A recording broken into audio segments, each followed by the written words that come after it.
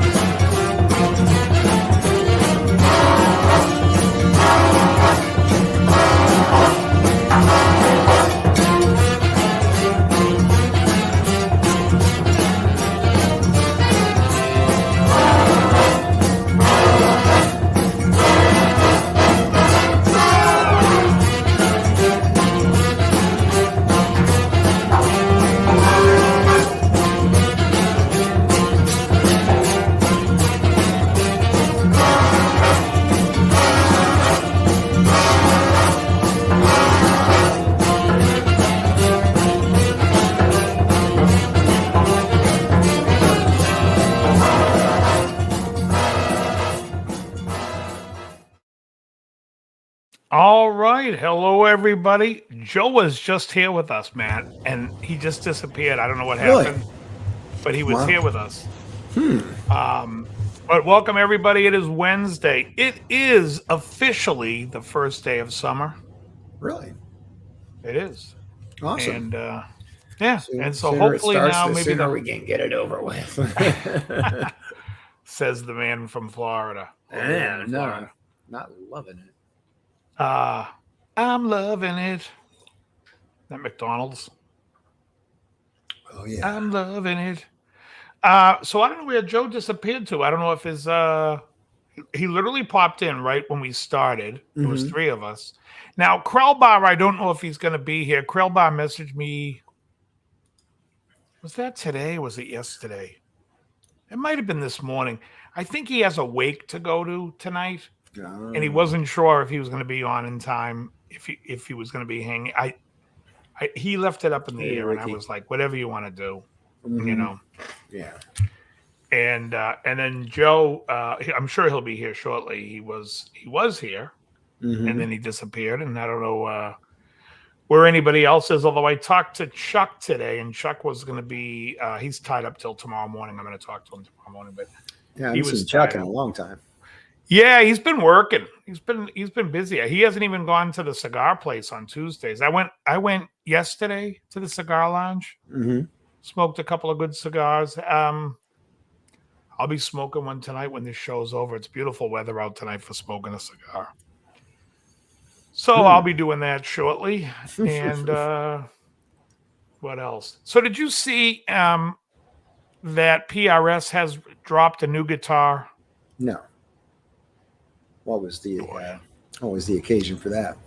I spoke to Bingham earlier, Ricky and Ryan, and both got the invites for it. I don't know if they're around, but they both got the invites for it. We were talking earlier, Bingham, Ryan, and I.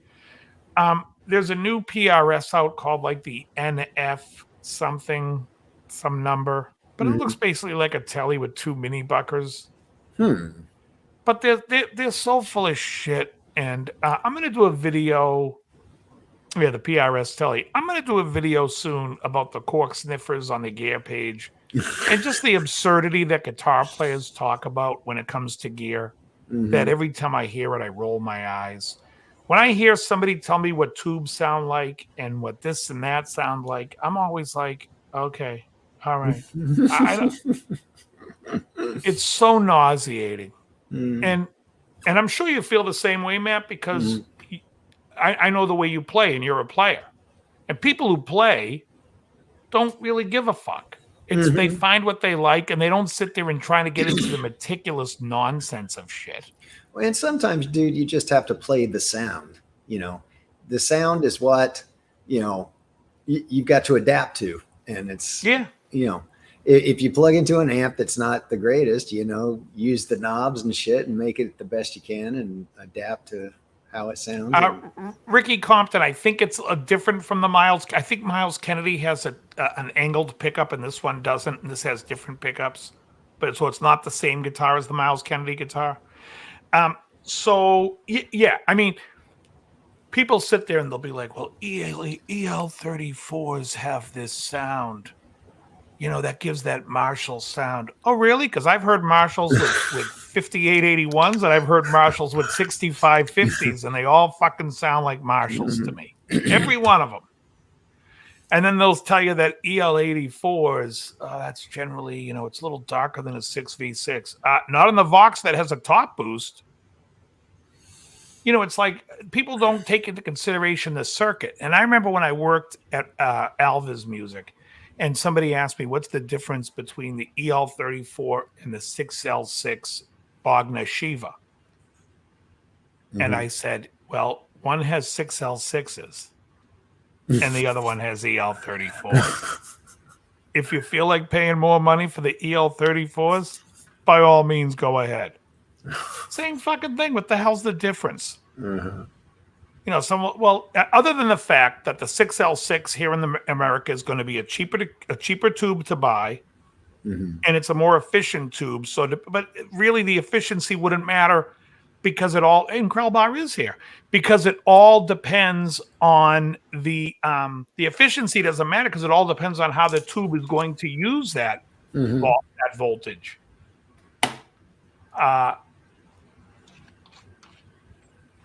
Yeah, so the cork sniffers are out of control. And the gear page, they'll send me an email and I'll read it. Or like, even if you try to look up something on Google, the world now is such unbelievably wrong information. It's unbelievable. Because I was trying to look up what the difference between a beam tetrode, because I couldn't remember, a beam tetrode tube and a pentode. And so what I wanted to hear was that one has, with the screen grid, what the difference is. Basically, the other has the barriers on the side, and it's. I wanted to know about the construction, and when I went to look it up, it says the beam tetrode's gonna, like a 6L6, is gonna have brighter hot. It went into the fucking gear page type of bullshit description, and I'm like, we live in the world of morons. Yeah, well. What about like groove tubes versus like Sylvania? It's all the fucking same. Now, is one a better quality tube? Maybe. Maybe. I'm not a tube expert, but I can tell you right now, plugging it into the fucking amp 5 minutes into a gig, it don't make one fucking difference what the hell's in that amp. As long as they're matched and that thing's going to be humming at the right voltage, it should sound all right. Yeah, Uncle Doug has a great video on it. But in all honesty, it's such like voodoo there's such voodoo in the guitar world. And one of the reasons why I'm venting on it today is because PRS in the video, him and the guy testing it are like, these pickups are these narrow field design are designed for a guitar that's for this. Your pickup is designed for this. Yeah. Like, we don't understand that a pickup is a magnet with coils, and that no matter what the fuck it's sitting on, it doesn't matter. It's going to sound like that pickup.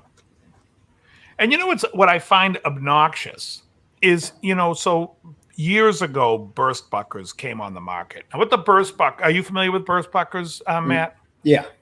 And are you familiar with them, Krelba? Yes, I believe they were the PAF knockoffs.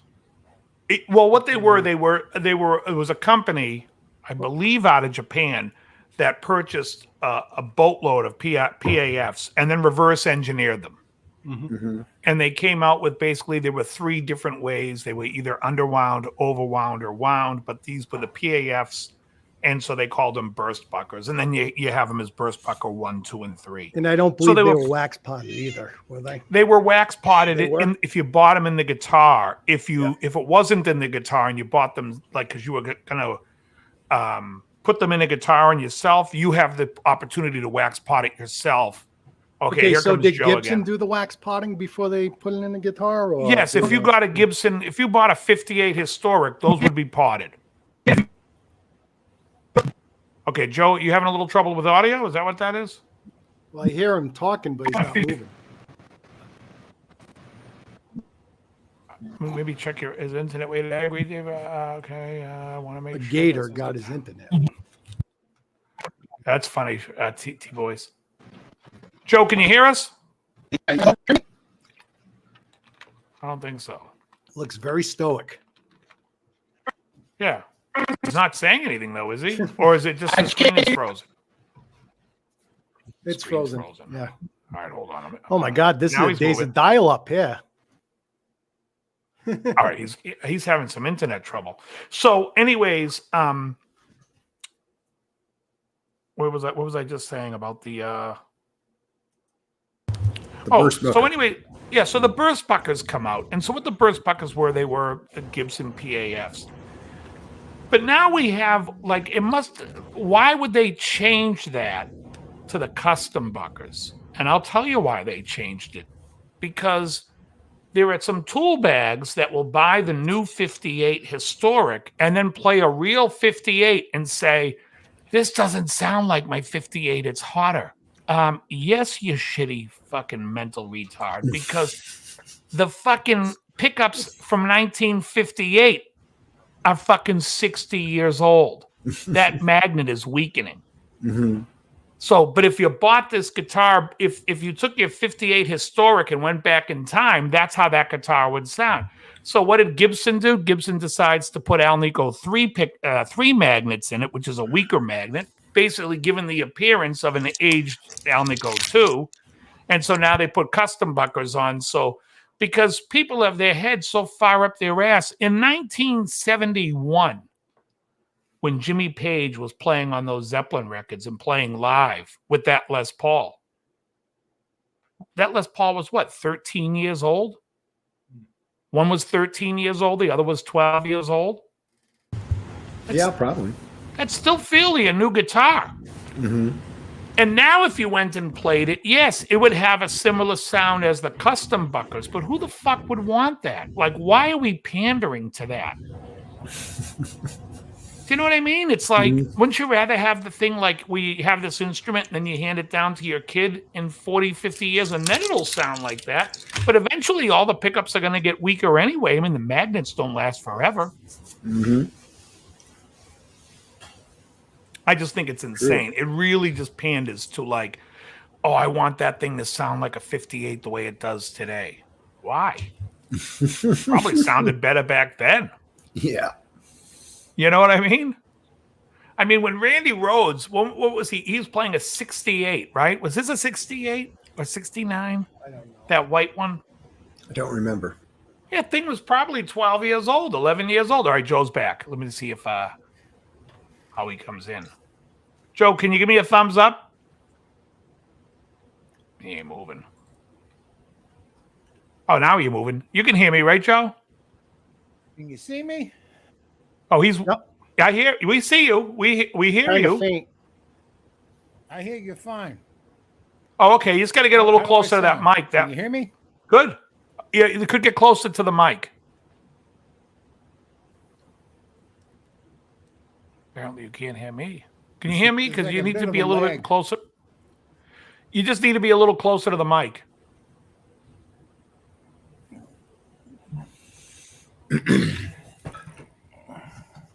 All right, there he goes. Excellent. See, it keeps Outstanding. saying this page isn't responding. Oh, now we hear you StreamYard. great. Yeah, And but wait. it's out of sync. It keeps telling me that StreamYard is not responding. Yeah. There he goes. That's weird. Normally he has a pretty clear picture. Yeah, his internet's usually good. So what was the difference between 1, 2, and 3 then? So the 1 was the underwound. The 2 was basically the wound to about 8, a little over 8 ohms, and then the 3 was the overwound. The 54 Gibson Oxblood, which was the Jeff Beck guitar, that one actually had a burstbucker 2 in the neck and a burstbucker 3 in the bridge, and that was the best sounding I've ever heard of a Gibson. That was the best sounding Gibson, because my Gibson had a 1 and a 2. And it was good sounding, but it didn't sound nearly as good as that Oxblood. And that was a Jeff Beck model? Well, they didn't call it the Jeff Beck model, but it was modeled after his the wired Les Paul. Was that a Strat on the Les Paul? On the when it was blow by blow? Wired was Wired a had the Strat. white Strat, yeah. Right. Okay. So the Les Paul on the Blow by Blow album, which was a 54 that he retrofitted humbuckers into. He had it. And it was Oxblood. And he painted it black, but it wasn't really like a solid black, so they ended up calling it Oxblood. Huh. Okay. Because the color kind of bled through. Yeah. I mean, the point is about pickups is everyone's going to like what they like. What I'm saying is when you're coming out with a historic model and you're trying to make a guitar that sounds, that's the classic sought after, you'd want to make it the way it was made. Yeah. Not make it the way it sounds thinking 40 years or 50 years after its prime. Yeah. And personally, like when it comes to vintage instruments, to me, I don't care. I understand the collector's world on it. When people look at it, they think it's beautiful and they're worth the price and they're in the collecting and trading. But as a player, that shit don't mean shit to me. No. I'd rather have a fucking Strat that I redid myself that plays well than anything that's like, oh, this is a historic, this is a real 59. That's great. And it's a beautiful instrument. In fact, when I did a gig with John Taylor in 1997, I used his 59 Stratocaster for the gig. Mm-hmm. Definitely not one of my favorite guitars to play. Mm-hmm. It was a nice Strat, but it wasn't like, wouldn't come close to anything that I'm playing now the way I like it and the way it plays. Mm-hmm. It was like working uphill a little bit. You had that big radius. Mm-hmm. You didn't have the in-between positions, so you had to find them, and so it becomes there's a lot of fucking voodoo out there, and so many people are into voodoo, with, you got to have this kind of pickup, you got to have that. No, you don't. Stop. You could work with one guitar. You could work with 2 guitars. You could work with 40 guitars, but it ain't going to make a difference. If you can play, you can play. Mm-hmm. Yep. I second that, man. Yeah. And it's so funny to me because it's like, people will sit there and talk about, oh, here's a great guitar. I mean, there's so many great guitars for the money. Years ago, and you guys will remember when Ryan and Bingham were on the show, I used to get a lot of shit from haters because I used to make fun of this guy that spent mega bucks on guitars. In fact, $5,000 to $10,000 on a PRS. and then would play them and give his review of the guitar. And people got mad when I said this guy reviewing this guitar is like having an 80-year-old Asian grandmother test driving a Ferrari with the blinker on, doing 20 miles an hour. Yeah, I remember that one. Right? Excuse me. Oh, I'm sorry. It's like, that's your test drive? You're going to take it up to 20 with the blinker on the whole time? But people get mad at me and don't see the irony in it. And it's like, he likes what he's doing. Look, I don't care. Like, I put myself out there. I'm out there playing guitar on this channel. I teach. People tell me I suck all the time. Do I give a shit? I don't care. People will tell me I called the chord the wrong name, and I'm like, no, I didn't.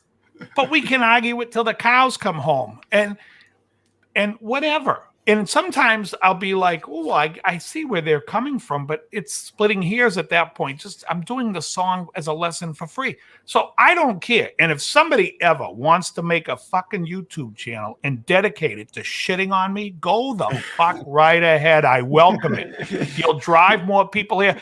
I wouldn't care. But some people get a little bit fucking teary-eyed when all of a sudden I say, listen, you suck. And you shouldn't be fucking reviewing guitars and spending money like crazy and talking about a guitar when you can barely fucking play. You can't sing in tune. You can't play in tune. So look, sorry. You put yourself out there. I'm out here. Go make a channel and fucking talk about me. I'd love it. I would love it if someone devoted just hating on me. I'd love it. I'll be like the main character in The Stranger. You know what I mean? When they come to hang me, I hope a lot of people come to watch. I don't care. You had made the point too, where when you made those comments, you did it on your own channel. You didn't go to their channel and fucking say it. But then people watching your channel started attacking you for it on your channel. It's like, yeah. And I'm like, yeah, you can attack. You want to attack me here? You want to fucking try to be a troll here? I'll block you. I don't care. I don't lose sleep over it. I don't care. I just, you know what? I do kind of feel bad that you're sitting on the computer all fucking day and night. And this is what you live your life as. And this is like what you consider your life. That to me is sad. I fucking empathize that whoever's in your life, what a shitbag they have around them. But that's beside the point. The point is that you've got to, you can go make your own channel and do it on your own time. I wouldn't care. But the second I sit there and tell any of these people, and the people that were complaining to me, they also are terrible at guitar and have their own channel. And I don't care. They can review guitars, but they're not reviewing guitars that are like absurdly priced and then sitting there trying to tell me if they're good. They buy a guitar and they say if they like it. That's a different story. That's really not a review. And I really didn't piss and shit on them, although I could have, but I didn't. But the point of the matter is, because I get trolls coming to me all the time. I mean, whether they're emailing me because they see my email. And let me tell you, this brings me to another topic. I am enjoying the website on YouTube called Catfish. These women are giving scammers thousands of dollars, and they can't tell that they're from Africa. This guy is like, oh, I'm from Scotland. I love you. Then he calls her on the phone and she has a recording of it. And the guy's like, my queen. Yeah, it sounds like he's right out of fucking, right out of Nigeria. And what's the point of this whole show? It's the women. So the women go to this company called Scamfish. And they basically go to show them that these people are fake people and that they're just scamming them out of money, that they're not in love with them and they're not going to marry them. This one woman on the channel thought that Johnny Depp and her were in a relationship on the phone and on the computer. I fucking cried. When I see this woman and you see her. Yes, Cheech, I responded to that message. You obviously didn't get my email back. I emailed you back. I think I emailed you twice. But yeah, but it's fucking gold. I mean, I'm sitting there like I'm in the wrong business. I should be scamming these people. But it is ridiculous and it's unbelievable. Anyways, I've ranted enough about the trolls. But like I said, if you want to troll on my channel, you can come in here. I'll boot you right the fuck out. It doesn't matter. I don't lose sleep on it. it just shows me that you got nothing better to do and nothing going on in your life. And that's sad. I wish you had something going on, but you don't, and that's fine too. Joe, welcome back to the show. Don't fucking talk about me like that. I got shit going on. It ain't exciting shit, but fuck. Oh, ready or not, I love Love Takes Time. I will get to that song because I do love it, and it's a yacht rock classic. Oh, okay, Cheech, yeah. If anyone was wondering what the difference is between Mac and PC, PCs are fucking garbage. Oh, you don't like them? I'm on a PC. I was just trying to be on a PC. Oh, that's not very politically correct. Well, you know, Liz, it's probably the Borden PC isn't up to. It's a gaming PC. It's a gaming PC with 16 gigs of fucking RAM. Oh, were you using Chrome? I went from Chrome. It didn't like that. I tried Edge. It just was fucking. Oh, Edge will suck on StreamYard, but Chrome is what it likes. I even used CCleaner and cleaned everything off the PC and restarted. Yeah. Weird. Yeah, it's always been like that. It's a piece of shit. Hello, everybody. I can't see chat yet. I'm opening it up. So, Joe, before you came in, I was telling these guys that I've been watching a lot of the channel's called Catfished. Oh, yeah. Have you seen any of those? I've seen some of those shows, yes. Where the woman is like, 30,000 in the hole, giving it to this African guy who she thinks Johnny Depp. The stories are so absurd. He needs $20,000 to get back to the States because the UN won't release him from his contract. So the woman contacts the UN and they're like, we have nothing to fucking do with contract workers in fucking Germany. What the hell are you talking? They're like, you're being scammed for something. But the premise was so fucking stupid. This woman thought she's like, I bought $5,000. I bought an NTF or an NFT, whatever the fuck those things are called, from Johnny Depp.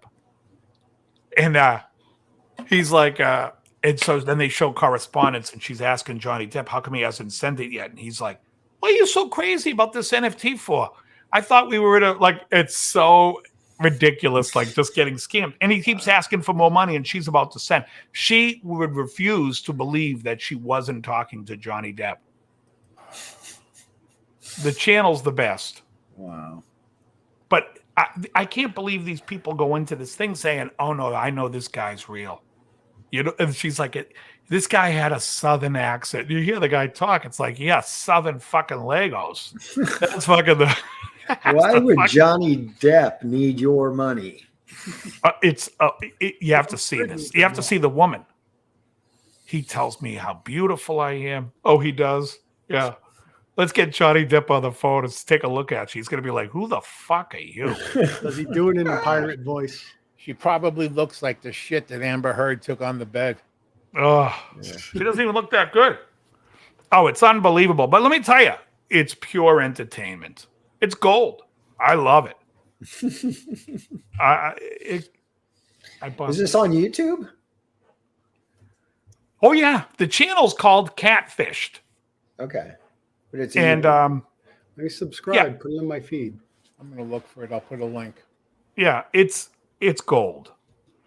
You could find the Johnny Depp one. One woman was selling her house because she needed to get money to get to this guy. Does it have like a blue logo? Look at this. The channel name should just be called Catfished. Well, there's Catfish, and then it says that Catfished online, 170,000 subscribers. No, this one would say it's from scamfish.com, I think is the name of their website. But hold on, I'll put it up here. Hold on a sec. I can just go to my history. It'll be the last thing that I watched. Hold on. Woman insists Johnny Depp boyfriend is not a romance. Yes, yeah, that's it. Amber. Yeah, it's a blue logo. Yeah. Yeah, that's what I said. All right, let me put the link. It's a blue logo with I can't even tell what that is. Dave don't even know the channels he's visiting. Well, what do you mean blue logo? I'm going to it now. I'll tell you right now. Yeah. Oh yeah, yeah. It's got the little exactly. Yeah, the icon. I would have no idea. Oh yeah, it's pure entertainment though. It really is. Man insists his 4-year internet relationship isn't a romance scam. 4 years on the internet. And he probably 4 remained years. faithful. Probably remained faithful. Oh my god. Probably didn't have any offers either. The fucking channel's great. Well, I'm subscribed now. Back scratcher. Yep. Joe, what else is happening? Nothing. I'm fucking exhausted. Michael's nurse had root canal today, so I had to get up at 7 a.m. to put him on the bus. Then she left early. I just need a fucking break. Oh, Bullshit. that's brutal. That's brutal. Oh, the other thing to go on with my rant about these guys with the pickups and the amplifier tubes. Oh, you have to use this. Oh, you can't. What was this gotta rant go that I missed? About I'm going to do a whole video on it, but about the cork sniffers who sit there and tell you about the tubes and what tubes it has to be. Fuck off. And this tube is brighter and this tube is that. No, it's not. It's not. It is not. They do not. It's the design of the amp is the amp. There's a great video by Jim Lill if you want to go watch how bright the tubes are. He basically dispels that almost instantly. What's his name always says Yeah, that too? absolutely, Cheech. But you know what? Jess? It's actually the working of your calves going like this by walking or doing steps is much better. The stationary bike doesn't really work the calves, and the calves has the soleus. Is that what it's called? The soleus muscle, which is a very good. That was so I was saying that guy is always saying that too. I forget his name from Spectre Sound Studios. Oh, like, it ain't your fucking pickups. It ain't your fucking tubes. Why don't you try changing the speaker in your fucking amp? Yeah. Well, I mean, there's so many things. There's so many little things. I mean, could be your pickups. Your pickups may not sound that good with that setting, but move your fucking knob. People are funny, like, oh, if you use that tube, it's a little brighter. You know what else is a little brighter? My amp, when I take the treble knob and I push it up. then it becomes brighter. It's weird. It's weird how that works. If you really want to give your amp a nice warm sound, put in EL34s, or keep the same tubes you have in there and turn the treble down. That weird how that works. Yeah, who would have thought? You know who's funny? Whenever you see videos from Bonamassa, and like you see how to get a multitude of tones. There's a video how to get a multitude of tones from a Les Paul.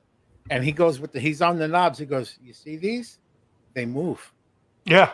They actually go, besides all one way or the other, they go in different positions. And it's true. Everyone usually cranks it to 10. The volume's up to 10.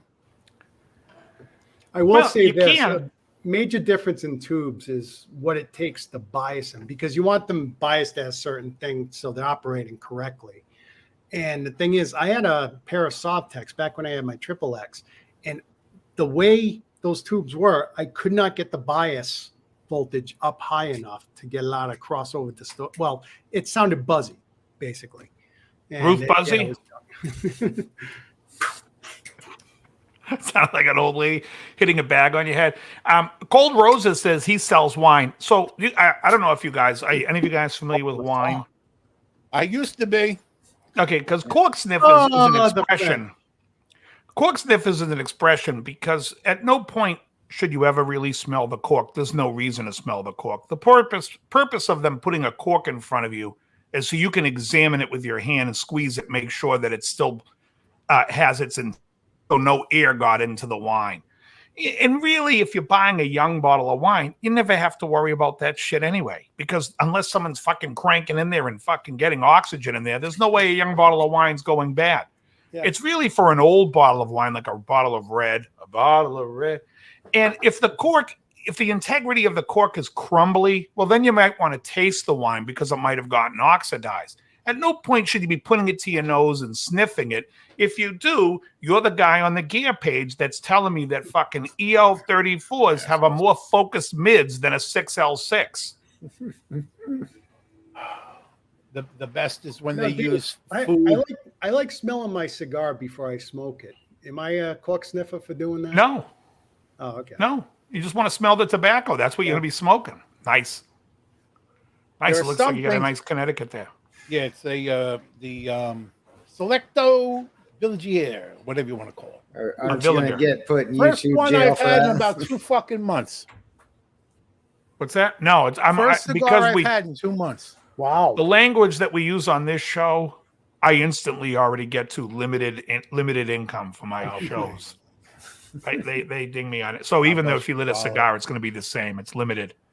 But anyway, so that's the whole why you hear people call things cork sniffers, because it doesn't make a fucking difference. And usually when I used to wait tables in my young days, when somebody sniffed the cork, I was like, this guy doesn't know what the fuck he's getting. I should have brought a fucking bottle of Schlitz. Exactly, a Mad Dog. But anyways, give him a Bud Light. Yeah, I mean, so the whole thing with I wish people would just practice, and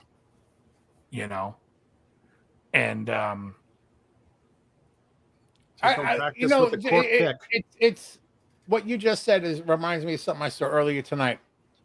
Because I like to add stuff to my watch later when we're done. I'll watch some videos before going to sleep, and there's this. It always, how it likes to suggest shit. And there's one, and the video title is inexpensive gear okay, or does gear make the player? And I'm like, would you get the fuck out already? It's 2023, you motherfucker. Go away. It's so absurd. It is so absurd. Like I said, if you went to a store and you played a Squire and you thought it played good and you can play professionally, you could go do gigs with it. In fact, the guy from Genesis did. Mike Rutherford during COVID took a Squire out on tour with Genesis. There's my Squire. It's fucking beautiful. They're great guitars. I love this fucking thing. It does the job. And there's nothing wrong with it. That doesn't mean there's nothing wrong with an expensive guitar. If your budget is whatever, and you can afford a really nice, a $4,000 custom shop, some of those Fender custom shops, the Relics and Heavy Relics, they're beautiful playing guitars. They do play great. Are they my all-time favorites? No, because there's certain things that they don't do to them that I wish they did, like stainless frets or 22 frets on the vintage-looking ones. But I do like the V, although I think the V could be more intense. So there are things that I don't... And there are other companies that will make a great guitar, USA guitar, custom for you. G&L will make you a fantastic guitar for the money. For around $2,000, you can get a great guitar from G&L. Sir makes great guitars. Tom Anderson's still making great guitars. So, I mean, there's a lot of great expensive guitars. I mean, and are they all the bee's knees in the end all be all? They sure play a lot better than most vintage shit. But it's really preference, whatever you like. And I'll tell this to anybody. Look, David Gilmour had really a specific set of tools when he plays. He has that. What's that? The color sound. He uses the color sound over the electro harmonics, ram's head, fuzz. There's a certain sound he gets. Now, can you sound like Gilmour without that stuff? Absolutely. If you can play anything you play, people's going to hear it in their heads the way they hear it. There's so many ways in playing guitar how to skin a cat, make something sound good. Just play whatever, And were you here last week or 2 weeks when Bingham was here when we talked about hemispheres? I was here last week, but Bingham was kind of in and out quick. Yeah, but did I mention that I think Hemispheres might be their second best album now? No, you didn't. I don't remember that. I like Hemispheres. Oh, yeah. I love that album. Yeah. And the guitar playing on it's very good. Oh, yeah. Yeah, he came up with some really good stuff on that album. Yeah. Hold on. Let me just message here. Where is Bingham tonight? I don't know. I messaged him and I'll be right. Dane isn't here. No, Dane. Let's see if Dane saw his message. Yeah, Dane hasn't even seen his Facebook message yet. Looks like he was off an hour ago. Hold on, I'm messaging Bingham.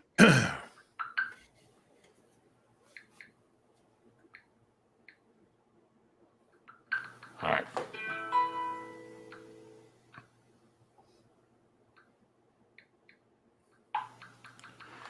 All righty.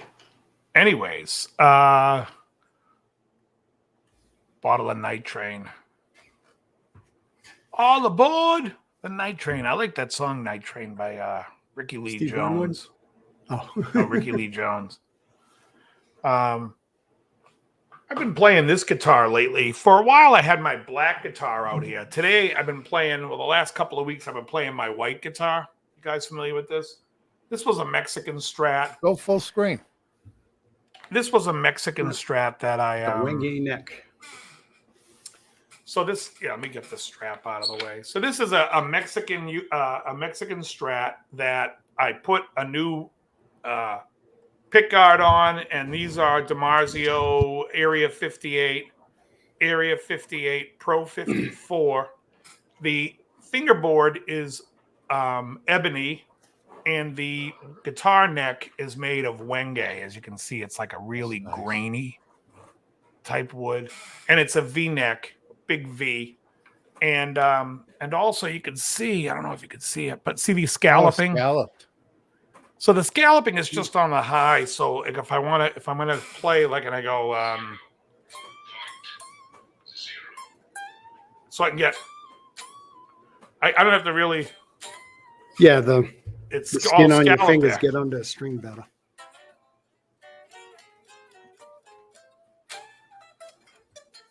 Yeah.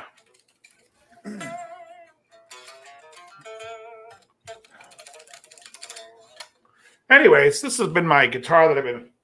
And I'd put that guitar up against any custom shop from Fender. I think at the end of the day, that guitar cost me $1,000 to put together because I paid $300 for the guitar. Then I sold the neck on Craigslist for $140. The new neck was like $540 or something like that.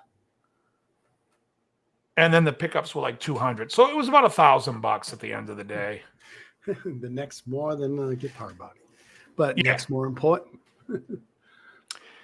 Yeah, actually, you know what? I think the $540 is the new price they want for it. I might have paid $450 for that neck. Let me see if this was Bingham. Yeah, Bingham says okay. Hold on, let me get back to the egg. Here we go. So anyway, so that's a great playing guitar, and I would put that up against anything. Stainless steel frets, they're jumbos. One thing that's cool, so I don't know if you ever seen when Fender does these types of necks, when they do rosewood necks, you only see the logo lasered out. I took this to a trophy shop. I had them laser the logo twice as deep, and then I had it filled with white acrylic paint. That's nice. That's why it looks so nice. Yeah, that's why it looks good. And I don't know why. See, this is an extra step that Fender should be doing to their guitars, but they don't. And also, if you notice, I have a 70s logo on a 50s headstock shape, which I always liked. I always liked that from 1981 when on the Dan Smith Strat. And Bingham's here, everybody. Speaking of 1981. Speaking of April, March 20... 30th. March 30th? 2030th. March 2030th. Yeah. 1981. That's right. It is Bingham. That is the same day Ronald Reagan. That's the day Ronald Reagan got shot. Is it really? Yep. Oh, this works. Now we're all bigger. I'm already big enough. Thank you very much. Yeah. By the way, folks, I'm not wearing any pants. Excellent. I do that. I've done that at work. Oh yeah. I'm doing that now, but I'm in shorts. I mean, I've got boxers on, but that's enough. Yeah. That's all we need. Now, is that the SMB? Yeah. The Shore? Yeah, SM7B. SM7B, yeah. Yeah. Nice. Oh, DL. I am coming down from one today. What happened? I had a conversation today with Devin Townsend. Oh, I love Devin Townsend. Ooh. Fucking love him. Heavy Devi. It's one of my favorites. I know you love him, Bingham, but let me see. He just did it. Who was he working with recently? Was it a guitar I saw they made him? What are you talking about? Like a manufacturer? He plays Framus. Framus is what he plays. He has like custom Framus. Some of them light up. Yeah, he's First on time tour. I heard of Devin Townsend was when he sang for Steve Vai. Yeah, 93. 93? Yeah. It was Alien Love Secrets, right? No, the one before it. Sex and Religion. Yep. Oh, Sex 93. and Religion. I thought it was, yeah, you're right. It was Yeah. 93. Wow. Yeah, that's first time I heard him. 95 was Alien Love Secrets. Tone Seeker saying R.I.P. Ronnie. Who died? Ronnie James Dio. Just like Ronnie died. All right. Be my little baby. Let's. I'm gonna pop open the chat. Hopefully, it doesn't. I mean the. You know what I mean. That was back when Devin Townsend was a little wilder. There's that story where he shit in Steve Vai's bag. He's a little more mellow now. That's a true story. He shit. He took a shit in Steve Vai's bag. Well, he talks about it. They both talk about it. It's funny that that same exact stories in the biography of Led Zeppelin. There, friggin' Bonham took a shit in some Asian woman's interviewer's bag while she was interviewing someone. Unreal. Goes in there. Oh yeah, she was interviewing John Paul Jones, and like so. Well, that's a little different than he takes the purse, goes into the bathroom, fucking comes back, puts the purse back. He's shit in the purse. Yeah, but that's not quite as bad as doing it in your boss, because Steve Vai's essentially his boss in that band. So it's like, there's shit in my boss's bag. I don't know how true the story is. It was but actually his guitar case. I remember hearing years ago that Devin sent him like a demo or something a few different times and never got a response. And this is probably a made-up story. I don't know if I buy it. But apparently he sent him a few demos, never got a response, and then sent him a demo tape wrapped in a pair of skid-marked underwear. Oh, God. And got the phone call back after that. Now it sounds kind of like it's one of those Hollywood bullshit stories where they want to make it sound cool, but I heard that doesn't sound cool at all. Yes, from an actual. So let me ask you, what was the conversation about amplifiers? Yeah, he's on tour with Tosin.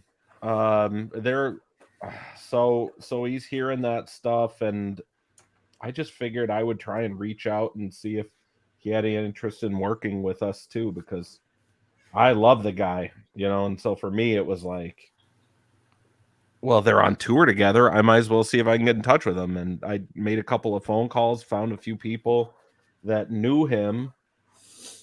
And, the guy that used to be the rep over at Mesa Boogie is a friend of mine, and he knows him. So he was like, let me see Longacre? No, not Longacre, dude. This guy named Tim McKee's great guy. Oh, okay. Tim was like, I'll reach out to him and see if he's interested in meeting you, and he was. So it was very cool. So Tim connected us, and I got to talk to him for a minute. Fucking funny guy, really, really good guy, easy to talk to.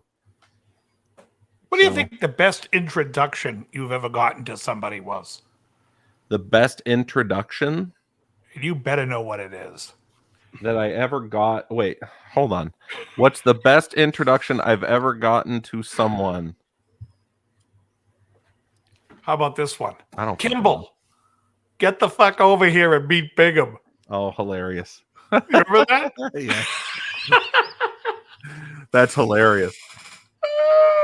Yeah, we were at the NAMM show, and I had run into Bobby Kimball in the lounge. Oh, that's and so we're talking for a while, and he's being really cool, and I'm like, yeah. And he's like, he was saying something along the lines of he was upset that, he wasn't thrilled that Toto had let him go, and I was like, fuck them, you don't need them. Of course, I'm playing devil's. I'm a huge fucking Luca. I'd rather hear Lukather sing in the band anyways. But I'm sitting there like, you don't need that bullshit. You should be out there on your own doing your thing. And he's like, yeah. So, we talked for like a few minutes. He walks away, and I'm just like, whatever. All of a sudden, I see Bingham out of the corner of my eye, and Bingham starts walking towards me. And I go, hey, Bingham. And he's like, what's up? And I go, Kimball, get the hell over here and meet Bingham. And the guy walks over. Yeah. I remember the thing that that was funny about it is he was halfway across the room at that point in time. He was all the way across the bar. Yeah. And you're like, Kimball. And his head whips around and he puts his arm up. And then when he sees it's you, he came back. I go, come over here and meet Bingham. Oh, it was fucking hilarious. Meanwhile, I was just busting balls. I didn't think in a million. I thought the guy was going to be like, fuck you. Like, because he had literally just met me and we were shooting the shit for a minute. But it was, and the guy came over. And because Bingham, you love Kimball. I do. Yeah. We didn't realize he was only 5'1". He's very small dude. Yeah, it's true. But it was fun. It was pretty fucking. That's why I said what's the best introduction you ever had? No, that's Kimball, that's really funny. That's a solid one. Yeah, that's a good one. I'd say that the introduction when I met who turned out to be my wife, God, forgive me. That was a pretty good one too, though. But that had nothing to do with the person that introduced us and the fact that when I met her, she was wearing a camisole and I could totally see her nipple rings right through it. And I was like, fuck yes. So that was the start of a very beautiful thing. Now, didn't you meet her through Tiffany? Yes. Yeah. Yeah. Who? She's a handful. Oh, yeah. Anyways, what's the name of that movie? Because we used to have a nickname for her. Oh shit! When you say what's we, are you talking about Holmesy or not me? Yeah, me and Holmes. Yeah, gotcha. What's the movie? It's Christopher Nolan.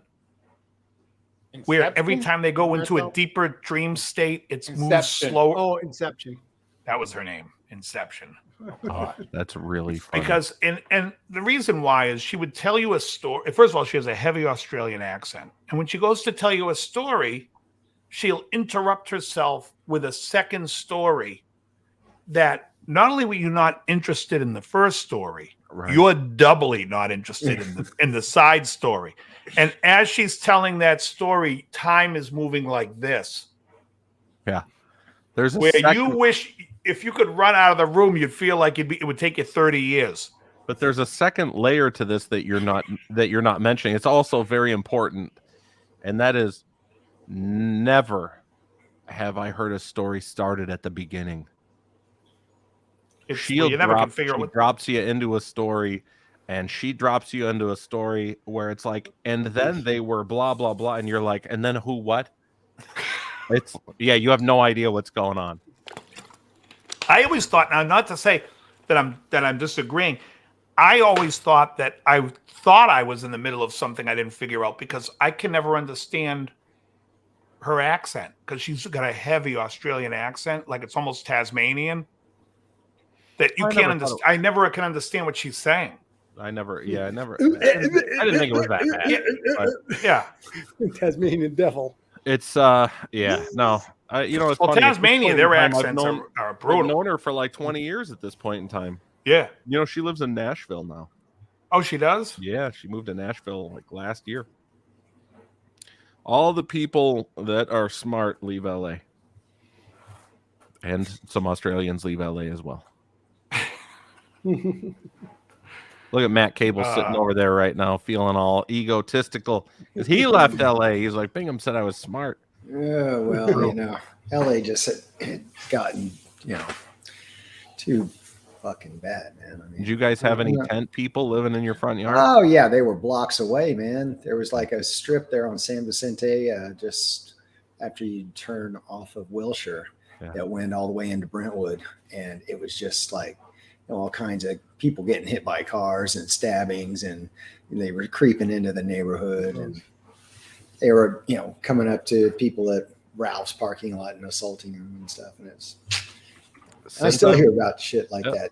Well, since I've lived here, I've now seen, I think, dead people on the sidewalk. I've seen dudes jerking off in the public, just walking down the street. I've literally seen people shooting heroin while they're shooting it into their arms.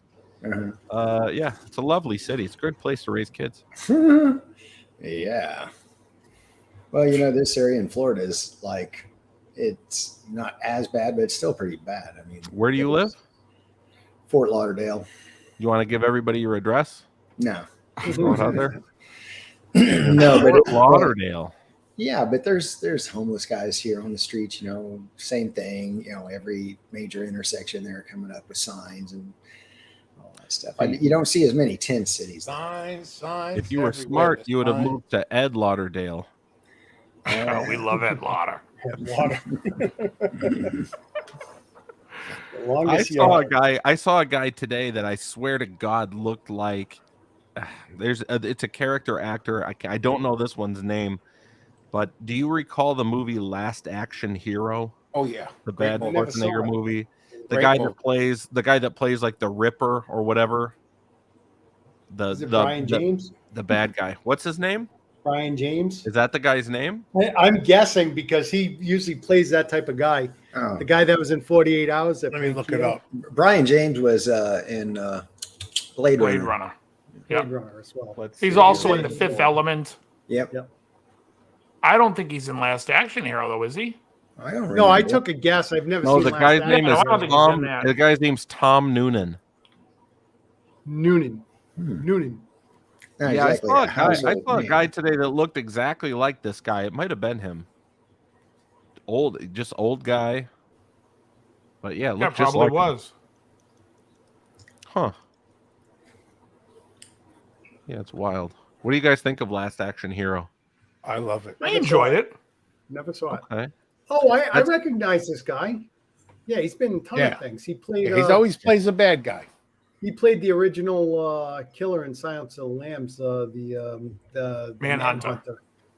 With okay. I haven't Brian seen that Cox in years. playing Hannibal Lecter. William Peterson. So you didn't see that one, Bingham? So Last Action Hero is like a box office flop, known as kind of like Schwarzenegger's his big mistake. Yeah. I don't know. I enjoy it. A lot of people think that's one of his best movies. I include myself in that. I love it. Well, it's one of those things that's not appreciated at the time, just like The Thing or something like that, you know. It got killed at the box office because E.T. was the big thing, you know, and now it's a classic and people, you know, it's got a big cult following. And But I tell you, when I saw it in 82, I knew it was a great movie. When I walked out of there, though, I fucking loved it from the very beginning. What movie? The Thing. Oh, yeah. Oh, yeah, me too. Oh, yeah, me too. I definitely, you know, I knew right away that was a... Oh, Charles Dance was in there, too. Last Action Hero. Mumsy. Yeah, Mumsy from from The Golden Child. Sada Mumsy. Sorry. Mumsy. All right. So Okay. Tom Noonan happened. Who wants to meet Robert Prosky? Who's that? Oh, wow. He's still alive? No, he's dead. He's been dead for like okay. 15 years. I want to know meet exactly Robert who that Prosky. I'm looking at now the cast members from Last Action Hero, and there's a few of them on there where I'm like, oh, that guy's a legend. Now that I made the mistake of saying, is he still alive? I want to know how old he would have been and how absurd my statement was. He would be 93. Okay, well, possible. Yeah, it's doable. He always looked older than he was, though. Yeah. Are you familiar with Robert Prosky, DL? No. If you You'd see know. a picture, you'll recognize him. Always plays an older guy. He has kind of squinted up face. Yeah. That's Give me a movie he was in. I think he was the guy that owned the toy store in Home Alone. That's one. Wasn't he in? Do you remember? Lords of Discipline too? We'll Didn't drop he some play more Bear? here. Yeah, Did- Lords of did you ever- Discipline. Dave, Yeah. did you ever watch Hill Street Blues? No. No. Okay. The guy that used to go, "Hey, be careful out there." When he died, Oh, I know He exactly replaced who this guy is. and he played the when they rebooted the Monsters. Wouldn't you just say he looks like Denver Pyle without the beard? I don't know who the fuck's Denver Pyle is. Pyle, right? Oh, come on. He was the grandfather Dukes of of Hazzard? Hazard. Oh, Oh, Jesse He was on Duke. old episodes of Petticoat Junction too, I think. huh. Oh, hey, it This looked guy like was he in was Christine. he was in Gremlins. Yeah, he was in a lot of shit. He was also in a Twilight Zone, I believe. Trying to think. I'm trying to see what he was in that I would see. Last Action Hero. He was in Hoffa, Far and Away. Gremlins 2, The Heist. My favorite thing in Last Action Hero is the black police captain, and all he does is scream in unintelligible words. It's fucking hysterical. Fucking hysterical. Yeah, I agree. That's a funny one. And the funny thing is, if you look up the guy who played the Ripper now, the first picture, he looks like Devin. He can be Devin Townsend's dad or older brother. Like he looks really like funny. Devin Townsend after Devin Townsend's seen better days, right? That's funny. Yeah, Okay, I can see that. Denver Pyle was on the Twilight Zone, like I said. He played Stu Tillman. What do you He's, want? Denver Piles on the Dukes of Hazzard. That's all you have to know him from. Yeah, exactly. I'm just saying all the different ones he was in before that. Wagon Train, Shenandoah. How do we feel about a Mason. young 1994 Bridget Wilson, also known as Bridget Wilson Sampras? She's that Veronica Vaughn. That's Veronica Vaughn. That's right. She's great. Yeah, she was great. She didn't really last. She was not in a lot of movies that made it. Kind of stuck there in the mid 90s. Well, she got engaged to Pete Sampras and took a lot of balls to the chin. Bazing! That's some fuzzy balls to the chin. This is true. Okay, well, there's actually an article here saying why Hollywood won't cast Bridget Wilson Sampras. Of course, there'll probably be a long. She was in, I think she was in Street Fighter or Mortal Kombat. Mortal Kombat. Oh, yeah, she played Sonya Blade. I think. That's right. Love that. She was like the up and coming Dana Wheeler Nicholson. Is that her name? The up and coming Dana Wheeler Nicholson. Is that her name? She's in Fletch. Let's see. Yeah. Did I get her name right? I did. Somehow. She retired as a homemaker. That's what it says. That's what she said. I always liked Dana Wheeler Nicholson. She was cute. Fletch is a fantastic movie. Say what you will about Chevy Chase. That's his fucking best. I still haven't watched that begin to end yet. I've seen bits and pieces. Which one of them is the one where he's in like Georgia? Is that Fletch 2? Fletch Lives? Or is that the first one? Is a homogenized milk. Fletch Lives he's in the South, I think. Okay. Yeah, that one I saw. I did not make it through the first Fletch. I was not in a headspace to watch it. And I admittedly did not find it all that funny. And I think it is due to like whatever headspace I was in.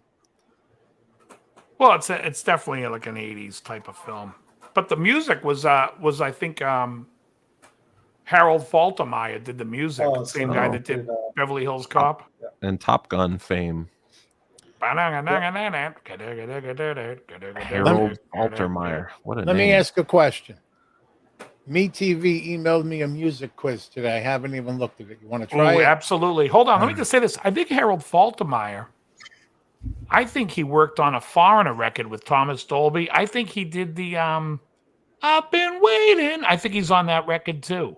Okay. I could be wrong, but someone looked that up. I'm pretty sure Harold Faltermeyer helped with that record. Was he doing? And that would be before his film fame. All the synth stuff, or the? Yeah, it was him and Thomas Dolby. I know the intro to "Waiting on a Girl Like Waiting for a Girl You Like You." That was Thomas Dolby on the synth. Before we switch subjects, real quickly, somebody was saying, by the way, do you know why Hollywood won't cast Bridget Wilson anymore? That was curious. Grelba. Yeah, that's why I was looking. What She you got? wanted to be She a was a homemaker. Oh, that's all it is. That's very That's all that anticlimactic. was. Yeah, it's one of those things where they talk about when she was born, what she did, who she married, who she jerked off, and then they finally get the crux of the story. It's like, oh, she decided to become a homemaker, like Hollywood was blacklisting her or something like that. Right. Okay. Well, I'm sure Sampras had Sampras had money. Yeah, dude had Agassi money. All right, so what was the thing that we were before the the quiz? Okay, yeah, let's say by the way, welcome Jerry. Nice strap behind Jerry. you. How's it going, Jerry? Good.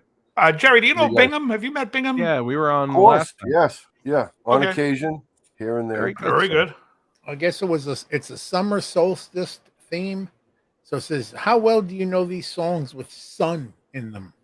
Hold on, before we do this test or this quiz, Bingham, do you remember the time when in the building we lived in, there was the Tommy? You know who Tommy Oliver is? Anyone here can tell me who Tommy Oliver is? No, not Tommy Oliver and the Orchestras on Name That Tune. Okay. Oh, okay. I thought it sounded familiar. So Tommy Oliver has a kid, and his kid lives in our building. Oh, okay. Now, me and Bingham has a bedroom where his window faces the like the center of the apartment complex, and my window faces out front to the street. You remember you woke me up and you're like, dude, you hear that dude shooting off his gun? Oh. There was a couple of nights that were like wild. I remember do you remember? Were you there that night that there was a guy who was like messed up on drugs and he was like hallucinating and freaking out? That was that. Yeah, same guy. Same guy. I'm surprised Tommy Tommy Oliver was shooting off his gun because he was also screaming like a woman. The way I saw this story going, I thought you guys were going to say you cranked up some music and you would only play like 3 notes of each song. No. What happened was the following morning, Bingham's like, dude, tell me you heard that fucking commotion last night. I'm like, what commotion? He's like, there's a guy screaming and blasting his fucking gun. The police were here. I'm like, no. I slept right through it. It was. I'm like, I didn't hear anything. It was. I mean, like, I'm not saying it in a derogatory manner, like when I say he was screaming like a woman, but he really was like, it was high pitched, and it was like he was in the process of getting attacked by a fucking tiger. It was unreal. I forget what his first name is, but at one time I'm in the elevator with him, and he said his name, and his last name was Oliver, and I said, Tommy Oliver and the Orchestra. Like, I just say it as a joke. He goes, you know my dad? I'm like, oh, what? That's funny. That's how it came. Yeah. I only knew him. He was a guy he was like a tennis instructor or something. I just remember that night that Mike Pickford, if you remember Mike Pickford. Do I remember Mike Pickford? He brought me more Cuban cigars than anyone to date. He was running around out there trying to figure out what the hell was going on with that guy screaming and yelling and trying to calm him down. What a night. I've talked to Mike not too long ago. He's in the Valley. Oh, okay. He's in the Valley. Mike, I bought a bunch of pedals off of Mike. Mike was the one that basically turned me on to the Cornish line driver, the LD3 that he paid like $600 and something for. But I got the Strymon chorus off of him. Yeah. And he always had boutique. He had very boutique stuff before anybody else did. Yeah, he was really into pedals. Yeah. Had a great collection. All right, Joe, we're ready for you. I'm sorry. No, that's fine. Okay. Number 1, Walking on Sunshine appeared on the 1983 eponymous debut. Katrina and the Waves. Yeah. Katrina and the Waves. It's also used. I thought you were going to say what movie. I was waiting to say The Secret of My Success. Okay. I was all locked and loaded on that. Eaton. Yeah. Set the Controls for the Heart of the Sun is a song Floyd. from which Pink band's Floyd. second album? Pink Floyd. Pink Floyd. Okay. Which Beatles album features Here Comes the Sun? Let It Be, Abbey Road, or Sgt. Pepper? Abbey Road. Abbey Road. Okay. Which R&B singer scored a breakthrough hit in 71 with Ain't No Sunshine? Bill Withers. Bill Withers. In 2002, who sang the lyrics, I'm going to soak up the sun, I'm going to tell everyone to lighten up? Horrible. Bingham's right. Sheryl Crow. Yeah. Can you name the rock band that released Sunshine of Love? Cream. I got to make these quizzes harder. Yeah, the quid. Sunny Days, Sweeping the Clouds Away are the opening lyrics to which show's theme song? Oh, no, Sesame Street. Sesame Street, sorry. Yeah, Sesame that's right. Street. Which grunge act had a hit with 1994's Black Hole Sun? Soundgarden. Oh, dude, Megadeth. Okay. which band told us you might as well be walking on the sun back in '97? Smash Oh, Mouth. Smash Mouth. Smash Mouth. Crowbar, actually it's like that embarrassing song that when you it got came out. that quickly. 19 Yeah, I actually like that song when it came out. In 1983 song Blister in the Sun was popular in 1997 because it was in the Violent movie Femmes. Grosse Point Blank who Oh. sang it. And your Violent choices are Pixies, Femmes. Violent Yeah, Femmes. Jerry already or said it. He's He muted. said I Violent can't- Femmes. Violent. Correct. Number 11. You Are the Sunshine of My Life was the third number Stevie one Wonder. single for which Motown singer? Stevie Wonder. Stevie Wonder. Island in the On the Talking Sun Book album. is a track from which alternative rock band's 2002 Weezer. self-titled Weezer. But there, But it there was- is only one island. But it was left. Alcatraz That's before Alcatraz. Weezer. Yeah. Yeah. Yeah. Island in the sun. I don't know what the hell any lyric in that song Say is it other at than the the word top of your island. in the voice. Isn't sun. it Island in the Sky? No, No. sun. In the sun. Sun. Beatles question number 2. Which album features Good Day Sunshine? Revolver, Rubber Soul, or Help? Couldn't It's a tell Rubber you. Soul, isn't it? Hold on. It's Revolver. Mm. Correct. Number 14. Okay, I always get those two mixed up. Which folk rock act scored their only stateside number one hit with Sunshine Superman? Donovan. Yep. Correct. Number 15, final one. Released in 1968, Waiting for the Sun was the title of which Doors. band's only Doors, number yeah. one album? Waiting for the sun. Doors. Yeah, We got she 15 was out right. of 15. You gotta look up difficult questions. Like see if anything pops up when they Fuck with difficult. How about relevant? So have you guys ever seen the movie The Secret of My Success? Yeah. Long time ago, Maybe. once. I feel like we talked about it 2 weeks ago. No, it is Probably. so absurd when they go through the montage scene, because before the montage scene, you got Alex P. Keaton. What the hell's his real name? I Michael don't J. know. Fox. Michael J. Fox is telling Just call him Shakes. Helen Slater. Yep. He's saying to her, we need to expand, not to shrink.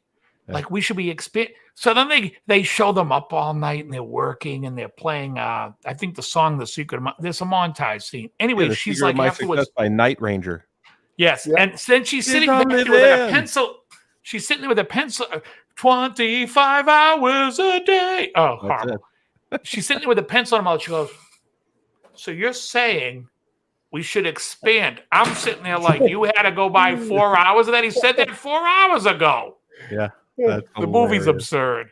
Yeah. Helen Slater's best role was Supergirl, and that was awful. So that's. Oh no, I think it's the Helen one Slater. with the we will be Oh, Invincible. Legend of Billie Jean. There you go. Oh, shit. That was fucking bad. God, She's also That's great on bad, it's good. Seinfeld. And Seinfeld. Yeah. All right. What do you got for us, Joe? That was all I got. Boy, Michael J. Fox in The Secret of My Success, he really shook that place up. Wasn't he in Shakes the Clown? Oh my God. I feel bad. Secret of My Success Which was I an like Shakes enjoyable the Clown, film, by the but way. ridiculous. It What might be about better than Twilight Back to the State Future 2, by the way, which I also watched with my kid the other night. That's What is a it? terrible movie. Back to the Future 2? Oh, 2 is terrible. Yeah, it's really, really bad. Terrible. Oh, I don't like 2 or 3. 3's better. No, than both are 2, horrible. but, yeah, I haven't seen 3's 3 better in than 2, but 1's the classic. years. The Matrix one's 2 great. and 3 are terrible also. Oh yeah, Which ones? the Matrix could have just been that one movie, and I'm done. That would have been They ruined it by adding all to it. Yeah.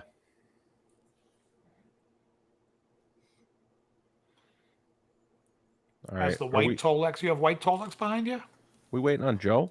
I do. That's that. Oh, I thought Joe was Joe. Can you? Can you find another quiz? I was saying, like a difficult one. Like, see if one says a difficult rock and roll quiz or a pop culture quiz. I think a pop culture quiz would be better. I think not everything has to be. Pop culture quiz. Yeah. Let's see what we got.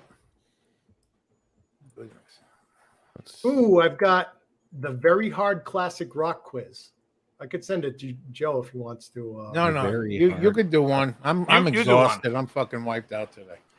Okay, well, this does look pretty difficult because I'd be guessing at All right, good. this, but okay. So the first question is, where did Aerosmith make their live debut? Your choices are. Hold on a second. Let me think for a second. Yep. Oh, you get 3 choices. You get choices. No, then. I know, but I know where they were based. Now I'm ready for it. Okay, go ahead. Yep. Okay, the Boston Tennis and Racket Club, Possible. the Club of Odd Volumes, and before you say it, it's like let me make the guess too first. Go ahead. Nipmuc High School, and I'm gonna say Nipmuc High School. Me too. Tennis and Racket Club. I know they played up at like Beverly High School. I know they did a lot. What's the name of that high school it's saying? Oh, You said it. Nipmuc. What's the high school? Spell that? NIPMUC. That's actually not too far from here. It's around Milford area. Okay, I'll go with that. Yep. That's I why know I'm you going already with said 2. It's not saying what the right answer is. I actually have to click on it. So it says correct. Nipmuc High All School. right. I tried. Okay. At which venue did Pete Townsend first smash his guitar? Go The ahead. choices are the Railway Hotel, Madison Square Garden, or the Marquee Club. Marquee. That's what I was going to say too. So C. Anyways, if anyone didn't know that, when in doubt, Charlie out. Always pick C. Marquee Club. I say that too. Note wrong. The Railway Hotel. Oh, Really? fucking hotel. Yeah, the hotel. Yeah, he wasn't playing there. He probably just threw it out the friggin' window. Well, somebody heard him playing it, took it out of his hands, and smashed it. Okay. Before forming Motley Crue, Tommy Lee had worked previously with which band? Number 1, Room Number 9. Number 9. Sweet 19. Sweet 19. And Sweet spelled Suite. And Yes, the that's Keyholes. Sweet 19. The key. I'll I take would- Matt's. Yeah, I would go with that too. Because that seems like, but yep, correct. Yeah, I know. I played in a version of that band in Austin, Texas in like Ooh. 1984. This I have no idea. I'd be totally guessing, and I've made my guess. And I'll say if I agree with you. Which beach did Pink Floyd use for their photo shoot of 800 Beds for their Momentary Lapse of Reason album cover? So the beach is Saunton Sands, Venice Beach, or Blackpool Beach. Saunton Sands. And I'll say Blackpool just to be opposite. Well, I saw that and I thought, the first and third sound English. I'm going to say it was probably in America in Venice Beach. And so is it Venice Beach? No, it's Saunton Sands. I just read a thing about that a couple of weeks ago. Those are all real beds they brought down there for that, like 800 or something of them. Well, if anyone ever asked me the body of water where, Wish You Were Here, the diver there is in all those rock formations, I actually know that answer if that comes up. Well, you just keep that one. We'll wait on the edge of our seat for that question. Yeah. Okay, in which country was Metallica bassist Cliff Burton killed? I know this. Oh, Sweden. Yep. Not even going to do the choice. Norway, Sweden, Denmark. It's Sweden. Yep. What nickname was given to the Continental Hyatt House Hotel in Los Angeles due to a string on 1960s band Naughtiness? Due to a string on 1960s band Naughtiness. The Paradise Hotel, the Riot House, or Jonathan's Disco? I feel like Riot it's House. Riot House. That's the Riot House. Okay, let's see. Riot House. Oh, we all Meanwhile, know now that. it has like that Michelin star restaurant in the front. Does it really? If Oh, yeah. anyone can't get this without the choices, then you're disqualified from the channel. What was the name of the band both Gene Simmons and Paul Stanley were members of before forming Kiss? Oh, I don't know the answer to that. Oh, really? You should. No. You should. Wicked Lester. Wicked Lester. Nah, no, I never heard of it in my life. It was Wet Willie, Wild Horses, or Wicked Lester. Yeah, Ooh. Wicked Trying to fake How you the out. fuck did they come up with that name? That's a great question, Joe. How'd they come up with Kiss? Come on, Kiss is all right. Yeah, kid, keep it simple, stupid. Exactly. Knights in Satan's service. Yeah. They used to say Okay. that when I was a kid. In what year were Linda Skinner's, Ronnie Van Zant, Steve Gaines, and Cassie Gaines killed in a plane crash? in 77. Yeah. See, 73, 75, 77. Yeah, obvious. Oh, jeez. This is going to be obvious, too. Which guitarist once won a national squirrel shooting contest? Ted Nugent. That's the first choice. Yeah, Then the the first- other one's Yeah, I was Joe gonna say Walsh. it's gotta be. He's the only choice. Yeah, Joe Walsh or Slash. Yeah, Slash. The other two guys are blind. Go with Nugent. Yeah. Unreal. Which keyboard player provides synthesizer backing on Space Oddity by David Bowie? Ooh. John Okay, Lord. That's one of the choices. Okay, go on. The first one is Rick Wright from Pink Floyd, Rick Wakeman, we all know him, and John Lord. I think it's Wakeman. I was going to revise. And I would say Wakeman, Richard but Wright. Yeah, I would have said that too because it sounds like a Floyd tune. So let's see what it is. Let's see. The first answer was John Lord, and that is wrong. Okay, automatically comes up right answer. It's not Rick Wright. Whoever said Rick Wakeman. Rick Wakeman. That's what I should have went with. That's what I said. Was I right? There you go. That's Nice. Yep, surprising. you are correct, sir. Yeah. Yes. Which member of Pink Floyd released the album On an Island? Oh, come on. David That's Gilmour. David Gilmour. Yep. I love the blue on that album. How's that cigar? Dave will probably know this. It's Which member smooth. of Led Zeppelin? Which member of Led Zeppelin arranged the strings on the Rolling Stones' "She's a Rainbow"? I would just John Paul Jones. Yeah, That's just what I out would of think. obvious. He's That's the why I only would guy go who's an with- arranger. That's Robert Plant, Jimmy Page, and John Paul Jones. We're going with John Paul. Yep. Yeah, and that is correct, sir. Well, I don't even know who else would be an arranger in that band. Yeah. Who else fucked around with strings? Yep. What was the Rolling Stones' first album without longtime bassist Bill Wyman? Ooh. Choices are, I know which one I'm going with. Dirty Go ahead. Work, Voodoo Lounge, or Bigger Bang? Dirty Work. No, Voodoo Lounge is what I'm going to go with. That's what That's I what want I'm to go going with. with. And And I'm I not don't- just going and with it's it only because it's the Dave- only one I know. Voodoo Lounge is in the 90s. Bigger Bang is 2006, and Dirty Work is in the 80s. And I think he was in the band till the 90s. 90s, yeah. Voodoo Lounge is correct, sir. And I don't even know the Stones that much, by the way. That's a great, by the way, Voodoo Lounge is a fantastic record. Ooh, here's a good one, Dave. I don't think these guys will get it, but me and you will. So we got to keep quiet on this. We know the Go answer. ahead. Which member of Queen was the first to release a solo record? Brian May, Freddie Mercury, or Roger Taylor? Roger Taylor would be my guess. Me too. And you, Matt? I thought it would be Freddie. Yeah, and both Dave and I know. How about you, Joe? I think it's Freddie Mercury. So I'm going to go with that. Well, that's Mr. Bad Guy, and that's not Unless it's first the one. Starfleet project by Brian May. No, it was an album called "Fun in Space" by Roger Taylor that came out before Freddie's and Brian's, and I'll just click on that because I knows that's right. Fun in Space. It's kind of a fun album. I mean, there's nothing great on it, but I mean, it's got some cool grooves, and he plays guitar on it and stuff. He wrote that awful song, "I'm in Love with My Car." Yes? Yeah. Oh, gee. Just awful. Yeah, well, on this one, he rhymes You're not wrong. violence. He rhymes violence with violins. How clever. All A right. poet. Genius.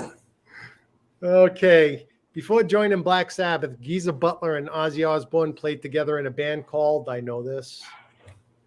Wasn't it Earth? Well, that was the what Black original Sabbath Sabbath. was called before it was Yeah. Black Sabbath. Same And guys. and the thing Well, I is would've guessed. that this quiz got it wrong because they said Rare Earth.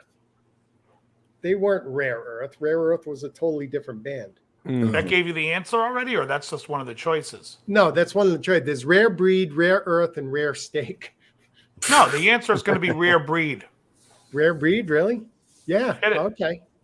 But they were in a band called Earth. But that Earth was was with the name Tony of that Iommi. Oh, it was a trick question. So okay. Yeah, they try to throw you off by going rare earth because they. Yeah. I just want to send. Okay, where was AC/DC singer Bon Scott born? Scotland. Scotland. Yeah, wherever Scotland is. Yeah, Fremantle, Western Australia, Forfar, Scotland, and Hull, England. So yeah, Scotland.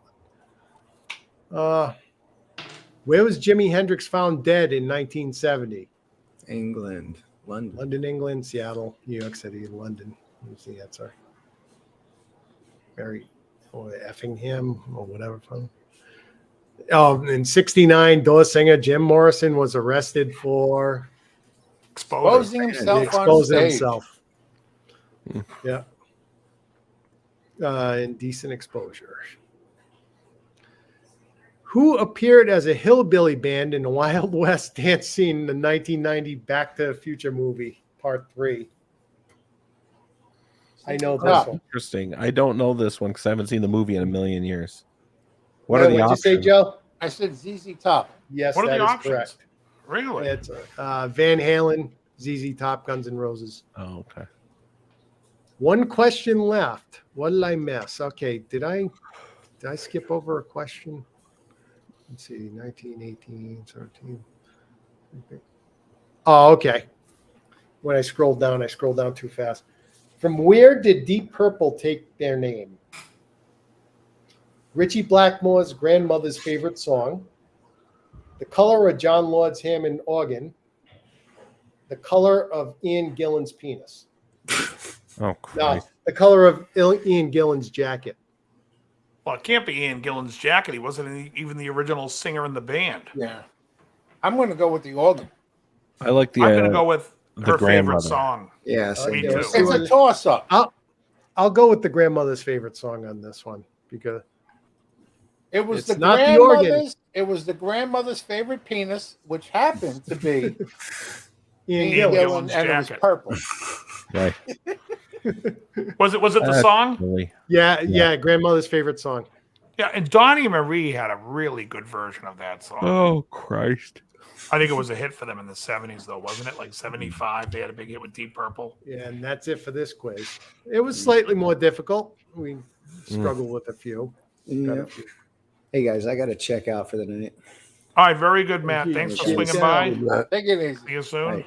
Be good, man. Rock and Thanks. catch you later, Matt. Talk to you. Rock and roll for experts, trivia, and quizzes. There's difficult, ahead. tough, difficult, difficult, tough. We'll do it tough. Rock lyrics. It's One of only these rock days- and roll.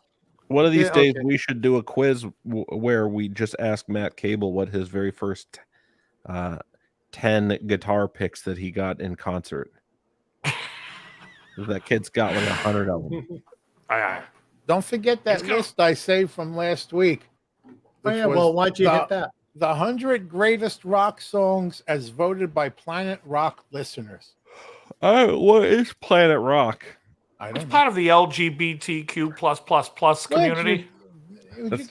I don't think That might that's be what right. that is. No, All right, no. so we're The gonna website. say Grinder from Judas Priest. Turbo Lover. Is from there Judas a funny Priest. thing is- All Is there a Judas- minus sign in the alphabet people's The weird thing is it only goes to it starts at exponent? 99. So why do they say 100? Maybe there's a 0. Yeah, I don't know. That's weird. It's a lot. This is the greatest albums or greatest songs? Let me go back to the top. So you're gonna blow through this? 100 greatest rock songs. 'Cause I'm gonna be bored by 70. Well, I'm going to Yeah, blow let's through do it. 50. But no, this would actually make a great Spotify list, I think. All Coming right. in at Yeah, number their 90. songs. Well, one thing I hate about this thing is they never pick songs that are like, oh, that was a great song and nobody ever you know what I mean? It's like It's the songs that are overplayed.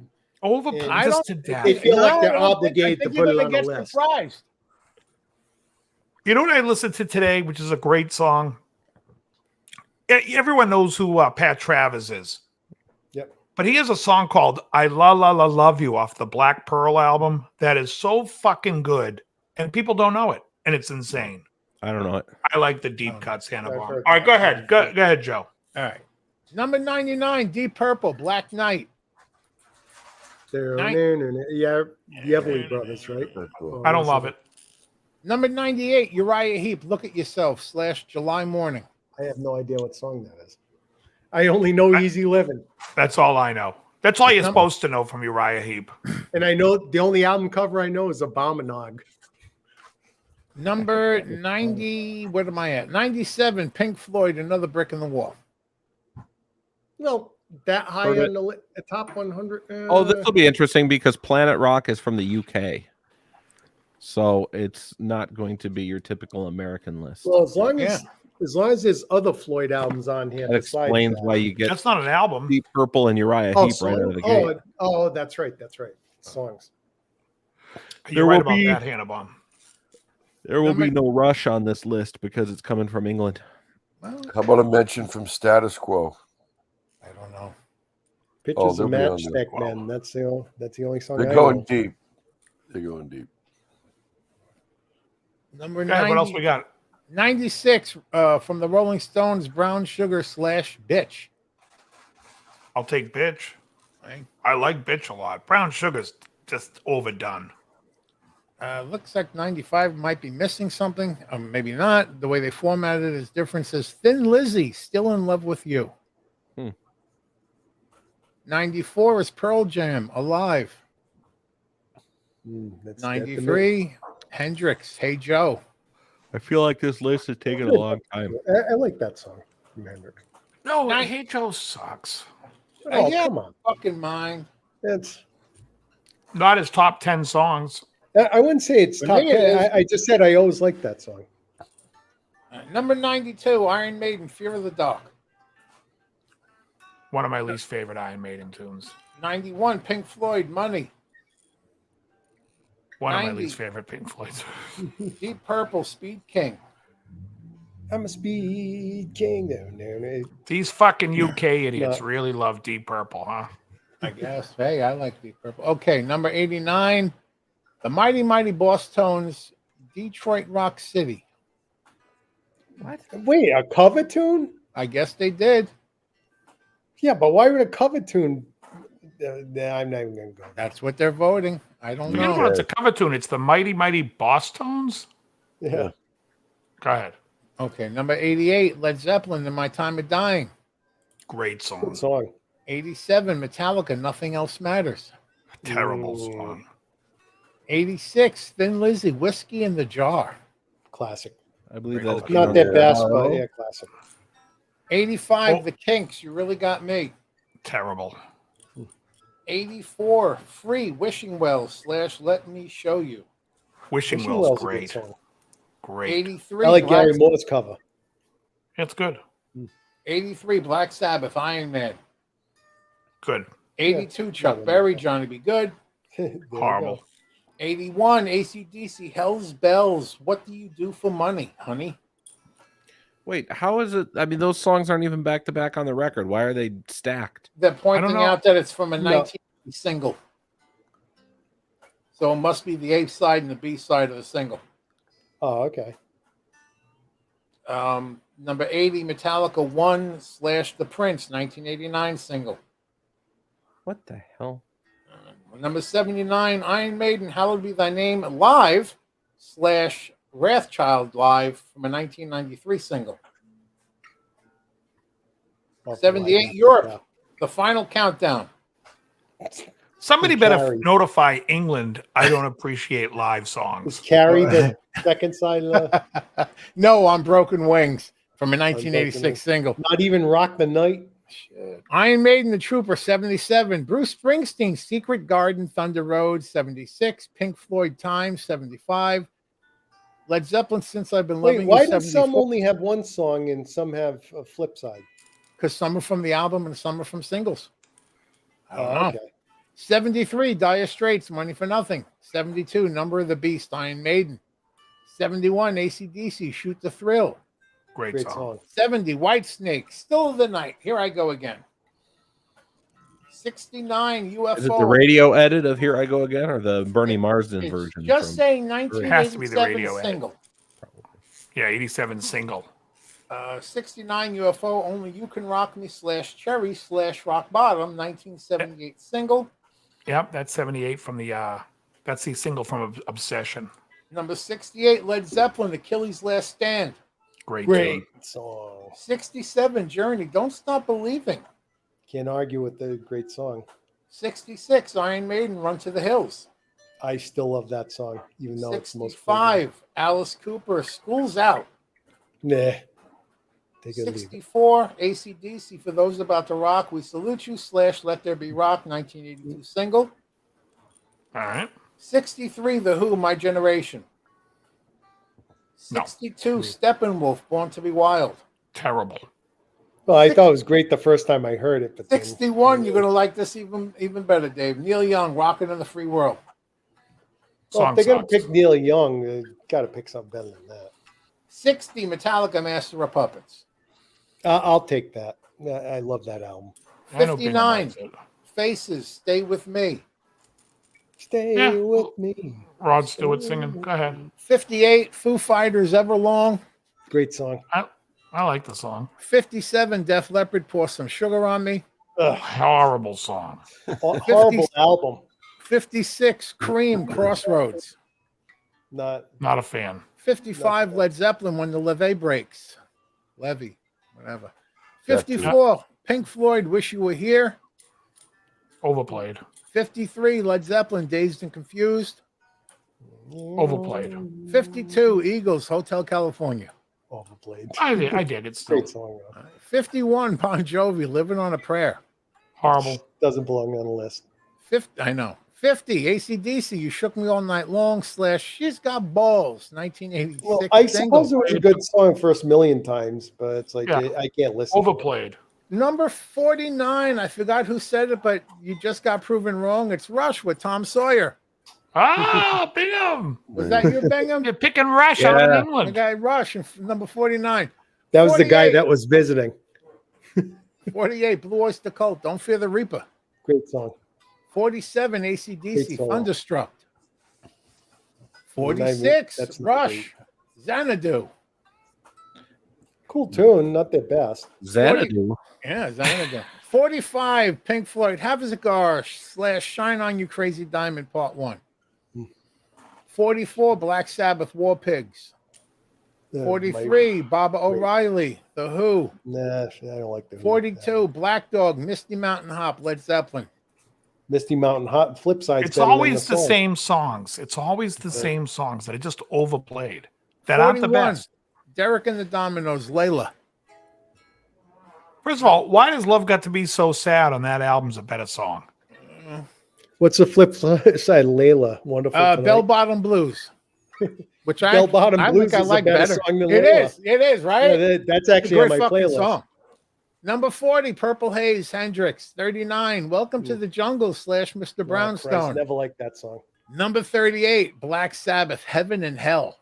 Now we're talking. Ooh, here I'll you still go, take Dave. Neon Nights over it. Dave, this one's for you. Number 37, Bob Dylan, Like a Rolling Stone. I prefer Hendrix's version, by the way. I Right. do too.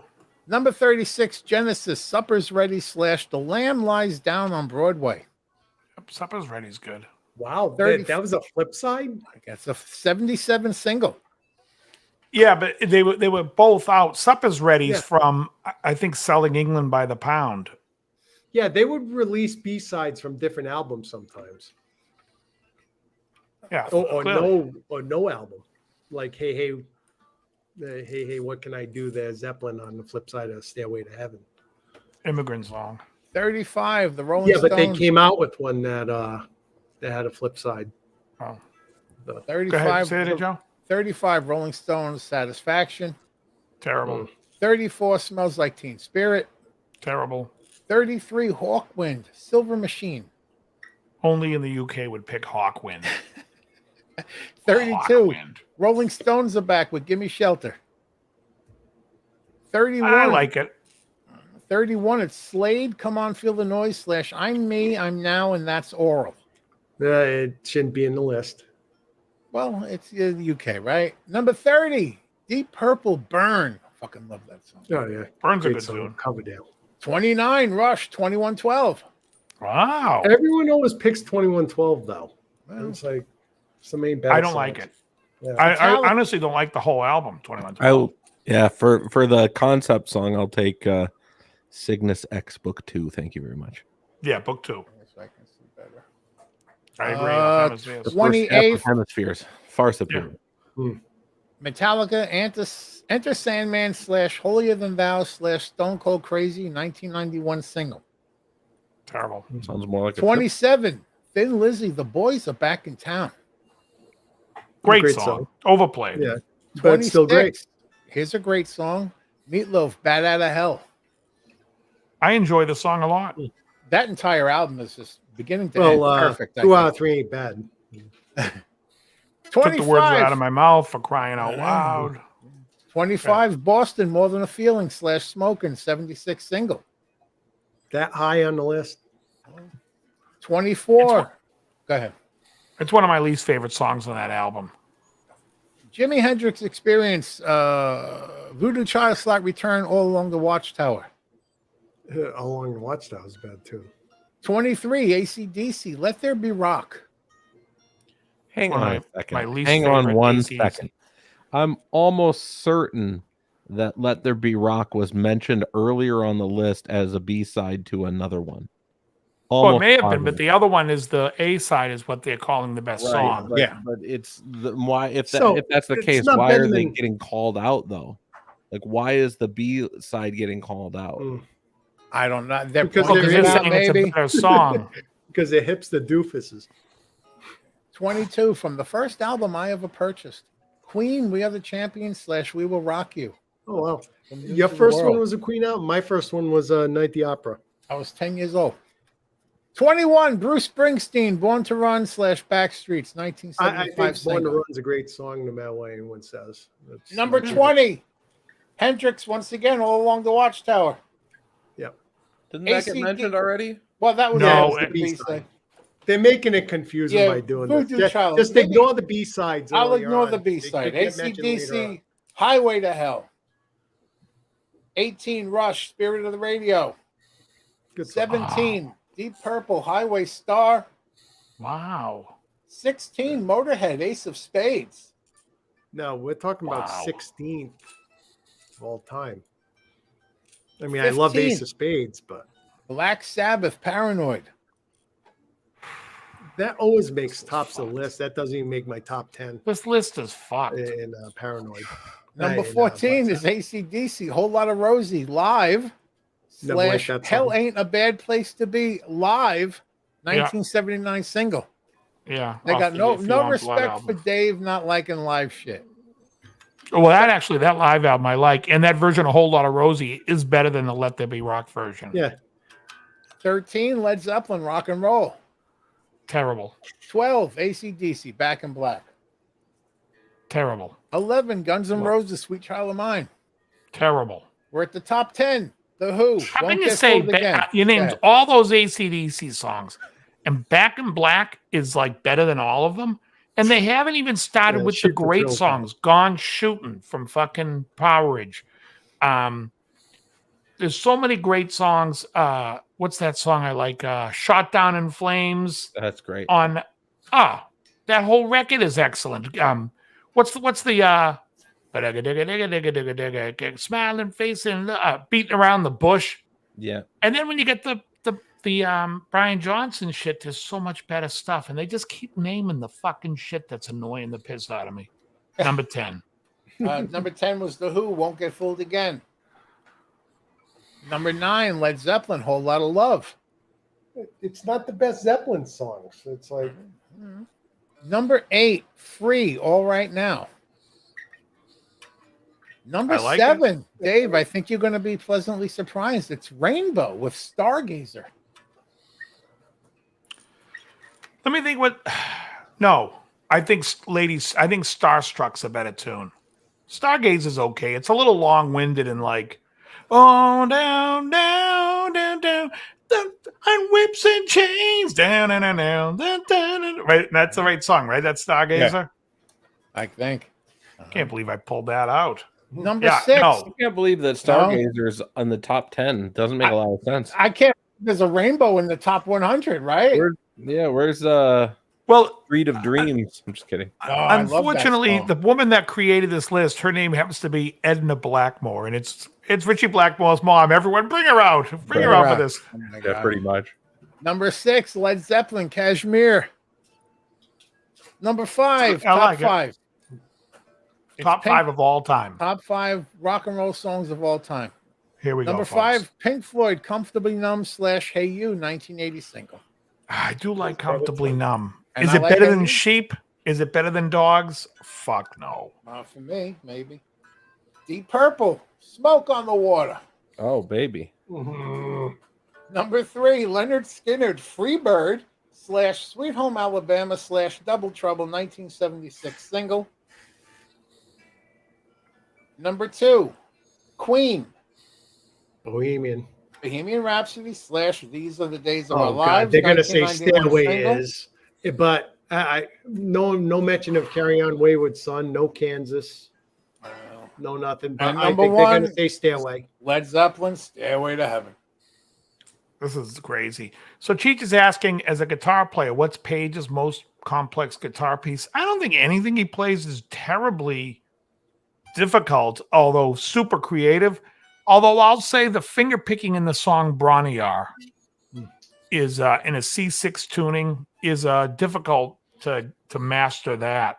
But I would argue that his soundtrack that he created for Lucifer Rising. What's the one that I love? Death Wish 2. Death Wish 2 would be the hardest to execute because it's so bad. It would be like trying to nail a Vernon Reed solo. Thank you for bringing that up. Vernon Reed is. Can you get that metronome to click out of time, please? Right. He's so overrated. Seriously, I don't know how people think like, oh, Vernon Reed. Vernon Reed, he's terrible. I don't know that they do.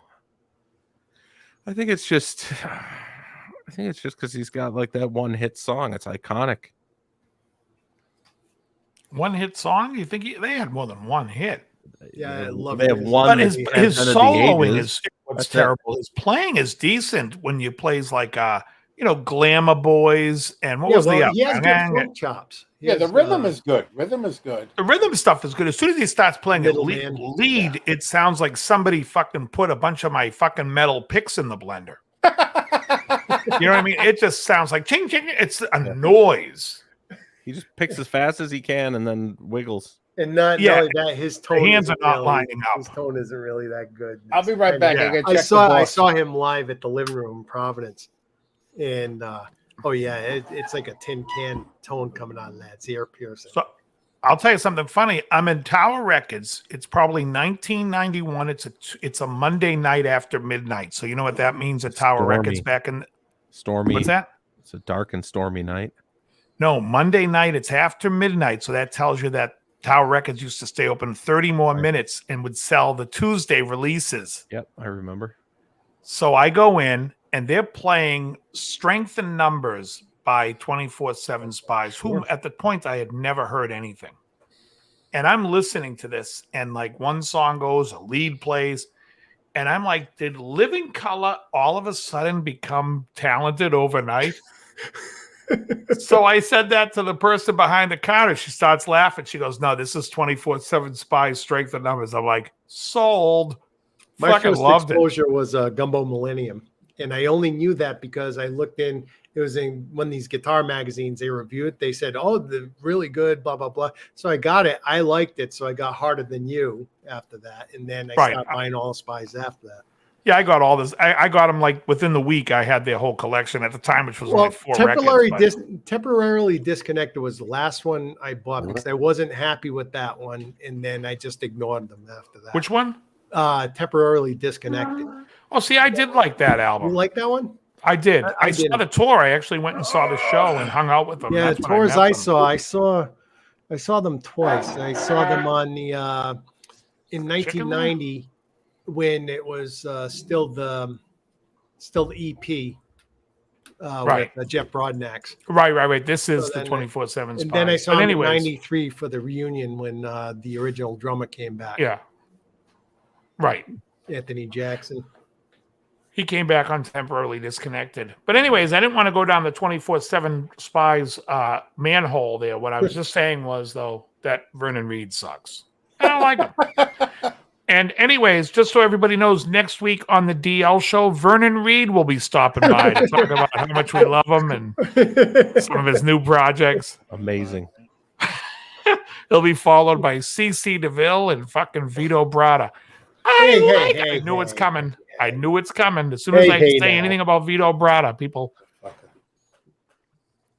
You know, I won't say accept he's the best player of all time or anything, but I think he takes a lot of. Why don't you sit in the closet with Tommy Thayer? But the thing about Vito Bratta is, again, he is the opposite of Vernon Reid. We should bring them both on and have a celebrity death match. Vito Bratta and Vernon Reid. Vernon Reid, who can play great songs but can't solo over them to save his life. And Vito Bratta, who can't put a fucking song together that sounds like it's for a men, and then can solo his balls off. You mean to tell me, wait, that's not manly? No. I never had a chance to love you. What was the other one? When the children 80s cry or something? hair metal. Awful. That was awful. It's 80s hair metal. I always like the song. I always like the song "Going Home Tonight." I thought that was How about a pretty cool song. Rise Again, Little Fighter? Oh, that's aggravating. The guitar solo in Little Fighter might be the greatest guitar solo ever. Like I said, he can solo, but It's the songs unreal. are fucking atrocious. It's like that. The crafting of that solo it's better than any Nuno solo. I And will what's put more? that out Let's there right now, ask let that. everybody What's fight. more important? The better songwriter player, like Vernon Reid, or Vito Bratta? Well, and for you people, and if anyone is going to write in the comments or the chats, Vito Bratta is actually really talented at songwriting. I'm just going to say now, shut up. Just shut the fuck you up. just came up with a great idea. I will- If this were I will some not be years ago, tolerated. we could add this dream band where Vito Bratta joined Live in Color and Vernon Reid joined White Lion. And we evened everything out. I mean, the right answer is the songwriter for sure. I think so. But in a case where you've got a guitar player who can write a good song but is in a crappy band where the singer ruins everything, then I guess the guitar player playing a cool solo is the only saving grace because the singer already ruined it. Maybe, but let's say you're hired as the producer of both bands. They're both doing a comeback, and they say, John Bingham, we want you to produce these two bands. Are you putting down your foot and saying, at least to Vernon Reid, Vernon, when we do the solos, we're either going to play something nice and melodic that people can sing, or you're out of here. Now, that's what I would say. I would say we're going to play something melodic. I'll let you blast and play what you want to play, but if it doesn't work in the mix, we're dumping it. We're going to play for the song. And I'll say, listen, Eddie Van Halen is a king of shred, but everything's going to be like fucking, Ain't Talking About Love solo, where it's a written melodic piece. You're driving him out of the band. He's going to be in Japan with Marty Friedman. Right. Then, I'd be okay. Well, Marty, I wouldn't compare him to Marty in any stretch, but then you go and you sit with White Lion and you say to the band, guys, first of all, can we have the singer identify as a male? Oh, you do? Boy, what a downgrade in my career if this. Well, is you know, when you talk about who wrote the better songs, if you go by album sales, right, they're actually neck and neck in album at 2.5 million each in total album sales. I think Live in Color edged them out by like 92,000. I'm not sure that Living Color qualifies as being great songwriters. I think they've got like 1.5 good records. Hold on. The first they couple have at least a good song on every album now. Let me go to the album. What was the album called? Stained? Yeah, that was like mid 90s, Stain? early 90s. Is that their second or third? That's The first one was song. Vivid. The second one was Time's Up, and then Time's Right, now, Up. Time's Up has Stereotype. it's got like maybe three Love good rears songs. its ugly head. Yeah. I will say The that Solace of You. Vito has 0 good songs. So there's that. Agreed. But Living Color's first album had a plethora of hits. You've got What I exactly Ain't No is a Glamour couple? Boy, Open Letter to a Landlord. The Talking Heads cover. Sure. Memories Can't Wait. I thought that was What was Middleman the big one is that I great. always forget the Middleman big is one? great. and what's the main tune? Which Way to America is great. The first record's great. Cult of Personality. yeah. I think the first second album record's is great. very good. I think the third album, What's that landlord song? Ode to a Landlord. Open Letter to a Landlord. Letter And to you a can Landlord. tear a building down, but you can't replace. You got to do that gospel You got- run. Memory. Yeah, What was the song that goes you like gotta this? What was do the song that that in goes? South Bam, Park voice there. bam, bam, bam, that- bam. Love That Rears was Its Ugly after Head. that. That was Love Rears It. Yeah, that's on the second that's record. on Still a Time's Up. great record. I'm saying they're definitely a band that had good songs, but the lead guitar playing was abysmal. But how do we know that those songs weren't all written by Muzz Skillings? Muzz. Remember Muzz? Was that the guy's name in the band? He was the bass player back then. It was before Doug Wimbish. Yeah. Muzz Skillings. Great name. Callahan, the drummer. I can't remember his first name. Will Calhoun. Will Calhoun. That's it. Callahan. They had some Tommy great songs. Callahan. Look, I don't know Calhoun. anything by White Lion except for Wait and When the Children Cry. And I was never, to me, I thought the glamour, what do they call that? The hair bands, I never liked it. I hated Wade Cole Jr. I'll admit it. I hated it. I did like Rat's first few records. Yeah, I I liked- didn't like again, that I- album either from Rat. I thought it was stupid. Yeah, but I did like the one with Lay It Down and Yeah. You're in Love. That was- And the one before that. What are you well, that's the gonna one- yeah, Lay It do? Down's great. I what's didn't the care old Body Part? for What about classics like Wasp? Fuck Like a Beast. Never got I into it. wasn't in, I never really listened to Wasp either. I was way more I don't know. I will say, which I'm somewhat proud of, I wasn't a big fan of like if the guitars were like loud and big, was the band great? No. So like a lot of the hair bands for me lost it for me. I was into more aggressive stuff like like I listened to Metallica when the first 2 records came out. I was into stuff that wasn't so glamorous like Queensryche. I'm joking.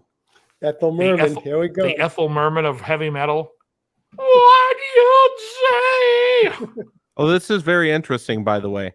On Vivid from Living Color, the songwriting credits per song, Vernon Reid is on every song except Memories Can Wait, the Talking Heads cover. So Vernon Reid wrote that record, and yet, oddly enough, Cult of Personality, every member has a writing credit on that song. So like they're one that transcended the ages. They're all making money on it. Even Muzz And Muffins? Reed's making the money on the rest of it. Yeah, but I mean, Open Letter to a Landlord was a great song. Glamour Boy was a great song. You love the Glamour Boys. I do. I prefer Which Way to America myself. Oh, that was another good one. All I'm saying is there's no question that Vernon Reid can write a tune. Yeah. Now, as good as I know I don't know if you're that familiar, but I'm going to ask Krellbar. Yep. What's the name of the Living Color's first record? Vivid. Vivid in this hand, Strength and Numbers in this hand. Strength and numbers. Which do you take? Strength and numbers. Yeah, all day. That's All day. yeah. Spice has definitely more of an impact on me. Gretchen Goes to Nebraska. Oh, Yep. I King's agree. X. Anything by King Sex. I'll take But I'm gonna take Out of the Silent Planet. Ugh. I Oh, you wave them take that like over this. Gretchen? It's like Yeah, this. I would. I It like just Gretchen. keeps going like that. And then Because Gretchen actually but that's has not the song. but that's on the not their Silent best. Planet. That's not their best record. Their best record's Dogman. Oh, you really think Dogman's? I 100%. love Dogman, but I think they kind of lost a little of their character with that because they kind of. I think Dogman's the first one where and all the chugging. I think that's the riffs. first one where they became like what they were trying to be. No, what happened is they had to shift to kind of fit with the times. I think. Oh, you got it backwards. Oh yeah.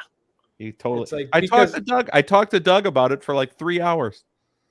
Okay, I'm not going to argue with it then. Yeah, no, Doug came out and said this is what we were trying to sound like for years, but the company management that they were under kept trying to like shift them toward that Christian rock community. And they were trying to make sure that they didn't sound too heavy. Well, I tell you, somehow it worked well, though. I kind of like that because when they got heavier, they kind of mixed in more with bands of the day, even though if that's the way they wanted to go in, that's fine, the way they heard themselves. But when Dogman came out, it's like I listened to, okay, they're doing the drop thing, heavy stuff now. I kind of like the Gretchen Goes to Nebraska. Yeah, but the only difference that you're talking about here is the production, because Gretchen Goes to Nebraska and even the one before that's loaded with drop D guitars. And he also switched to Mesa on Dog. Yeah, that's the only thing that was different is that Brendan O'Brien did the production. And I'm not familiar. I've listened to Gretchen because so many people tell me to listen to that record, and I find if it was like on a heart monitor, it would just be like this. Beep. Yeah. It's just a very safe. It doesn't make me move. It's not like when I listen to like Blessed Hell Ride by Black Label Society. No, well, not everything has to be in No, you don't listen to that. I think Summerland. I think Summerland. I think it's fantastic. You got something against Black Label Society now? I didn't think DL would have a thing for Black. No, I love it. I fucking love Black Label. I don't know. I love the Mafia record. Material. I don't know any of that that last album. Oh, I'll tell you right now. Go into Blessed Hell Ride. Blessed Hell Ride's fantastic. Whatever record is it called? Mafia that has Suicide? It's Suicide Messiah. I know that song. Oh, great tune. What's the other one? It goes. You're crazy. Oh, it's great. Listening to him try and sing. I love his playing. Awful. Are you kidding me? Oh no, it's hilarious. It's one of those. It's South Park. It's fucking that. It totally is. It's gold. No, when he sings, it's just a suicide. No, what's the other one I like by him? Not Suicide Messiah. Stillborn? No, Stillborn's on Blessed Hell Ride. That's a fantastic song. That record's. I love all his stuff. I mean, I don't know. Funeral Bell is a great tune. I'll drop an opinion out here that'll upset some people. I would take Vernon Reid writing a solo right now over Zakk Wylde. I'll tell you why. You're crazy. I'll tell you why. Because I don't know what I'm going to get with the Vernon solo. I know exactly what I'm going to get with the Zakk one, and I don't give a shit anymore. I think this is all about diversity with you, John. That's right.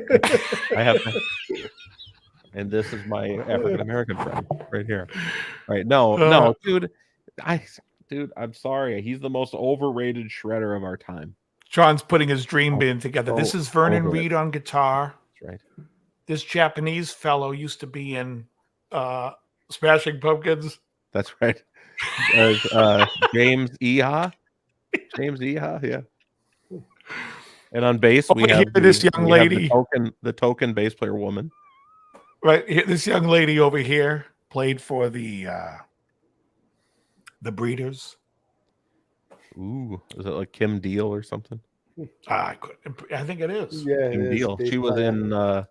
What was the other band that she was in with Frank Black? That was the Pixies. The Pixies, yes. Yeah, and then over here on keyboards we have our Indian gentleman. And over here we have Sitting Bull. He doesn't play anything, but we needed him to fill a quota. He does send smoke signals to the crowd. That's right. Yeah, I think Zach's playing is cool. Fan. Oh, see, to me, I think there's a lot of cliche stuff in his playing, which I totally get, but he does it so fucking well, and I think he's a great player. Yeah, I just think his sound, he just has this wash of sound now. It's like, and with squeals and like it just this dirty friggin' sound. It doesn't sound terrible. As clean as he used to be. It's so funny to me. I'd be like, I'd keep him as the guitar player and get somebody in the band to sing. He overdoes it with the boss chorus. He does like the chorus. Does he use a univibe too? I don't know. Well, but I know that. Oh, is that he's a good picker? Yeah.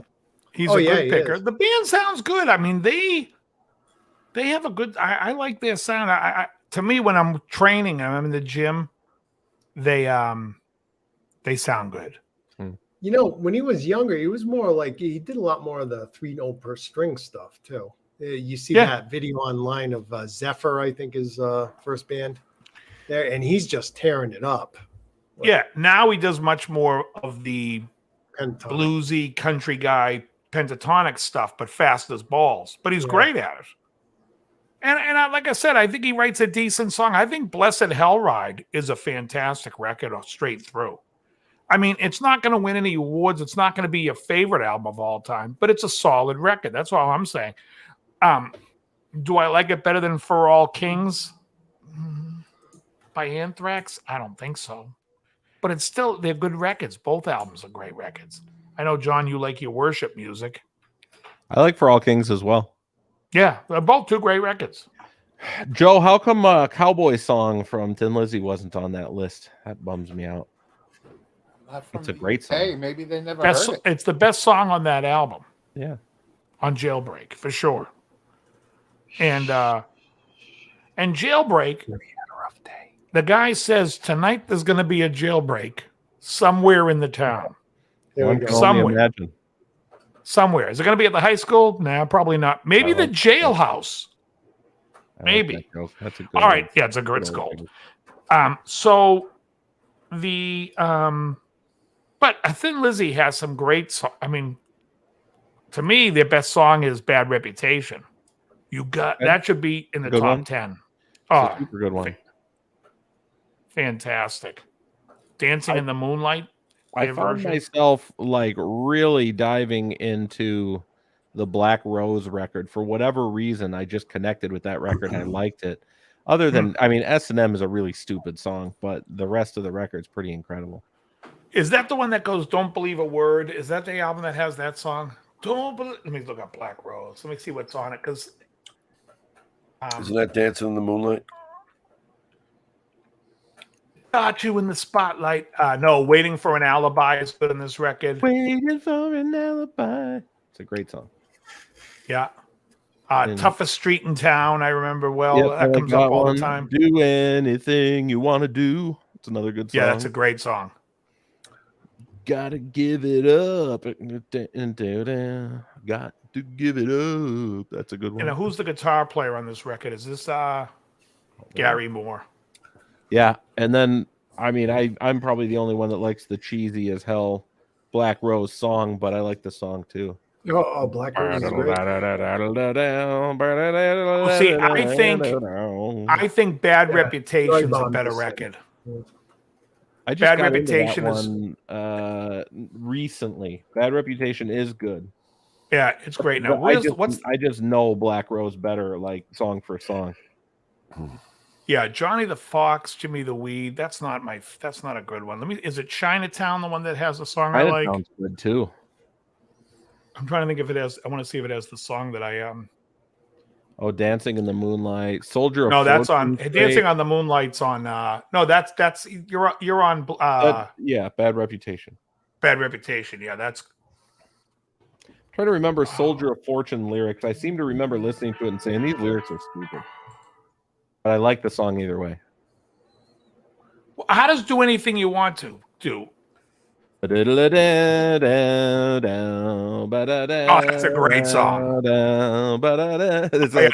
And Sarah's a good song. Guitar thing. It's so yeah, good. yeah.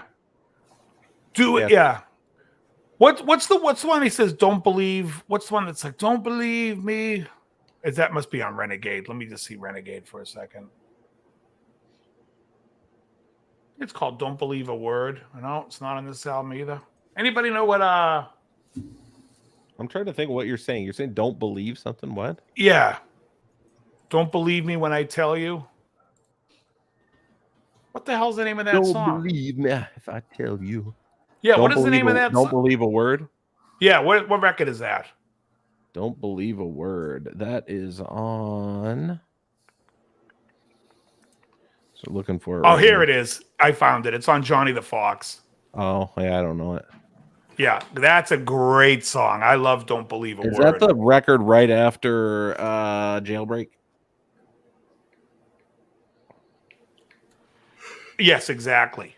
I don't think I know it. I don't think I've listened to this one. It's a good album. It's in fact, I like it a lot. The one before Jailbreak, was that like the something blue? Fighting. Well, Fighting was the one before it. Yeah. What's the earliest one? It was something blue. They got Nightlife before that. Vagabonds of the Western World. Shades of Blue Orphanage. Oh, Shades of Blue Orphanage, right. That's the second album. I don't really dig into the older than the Jailbreak ones because they're just not as interesting. I didn't think. No, I tried. Agreed. Them. Yeah, I tried no, them. Like Shades of a Blue Orphanage, I felt like it was like kind of like I don't know, wasn't developed. Yeah, I mean, right around the Jailbreak record, they found their stride, is what I would say. That's that's the sound I like. Chinatown, that was Snowy White. Yeah, what a great name. The guy names himself after cocaine. Snowy White. He played with Pink Floyd and used to tour with Floyd. Mm. Yeah, that was like around. Helix. Yeah, I know Helix. With Waters Floyd, I think he toured with. I think Snowy White's the guy that Waters. was. He was the guy that was playing. Floyd, really? I know he played with Roger Waters. I think he toured with them on Animals and. Okay, hang on. I feel like Snowy White's the guy that was playing an AC-30 like for his career. Yes, he was. I'm looking that up right now. Hold on. Let me see something real quick. Yep, yeah, you're absolutely right with the Snowy White. But what I remember him was when they had the Wall concert in 1990. Roger Waters. Yeah, he probably still hired him. I think he's been playing with those guys forever, though. Yeah, he's on Rick Wright's solo record in '78.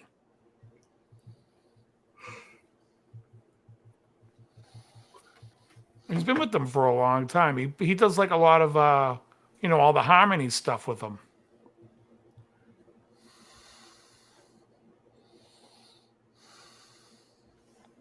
Yeah. All right, guys, it's getting time. It's quarter of. Very good. We're going to call it, folks. I want to thank everyone for coming out and joining us tonight. I'd like to thank Bingham, who just did the Irish exit. Joe, Jerry, Krellbaugh, thank you guys. Anything, guys, you want to say before you want to split? Good night, everyone. Yeah, have a great week. Good night, July John 4th Boy. coming up soon. Good night, Mary Ellen. Jerence, have a great night. Thank you. Very good, everybody. Very good. Alrighty.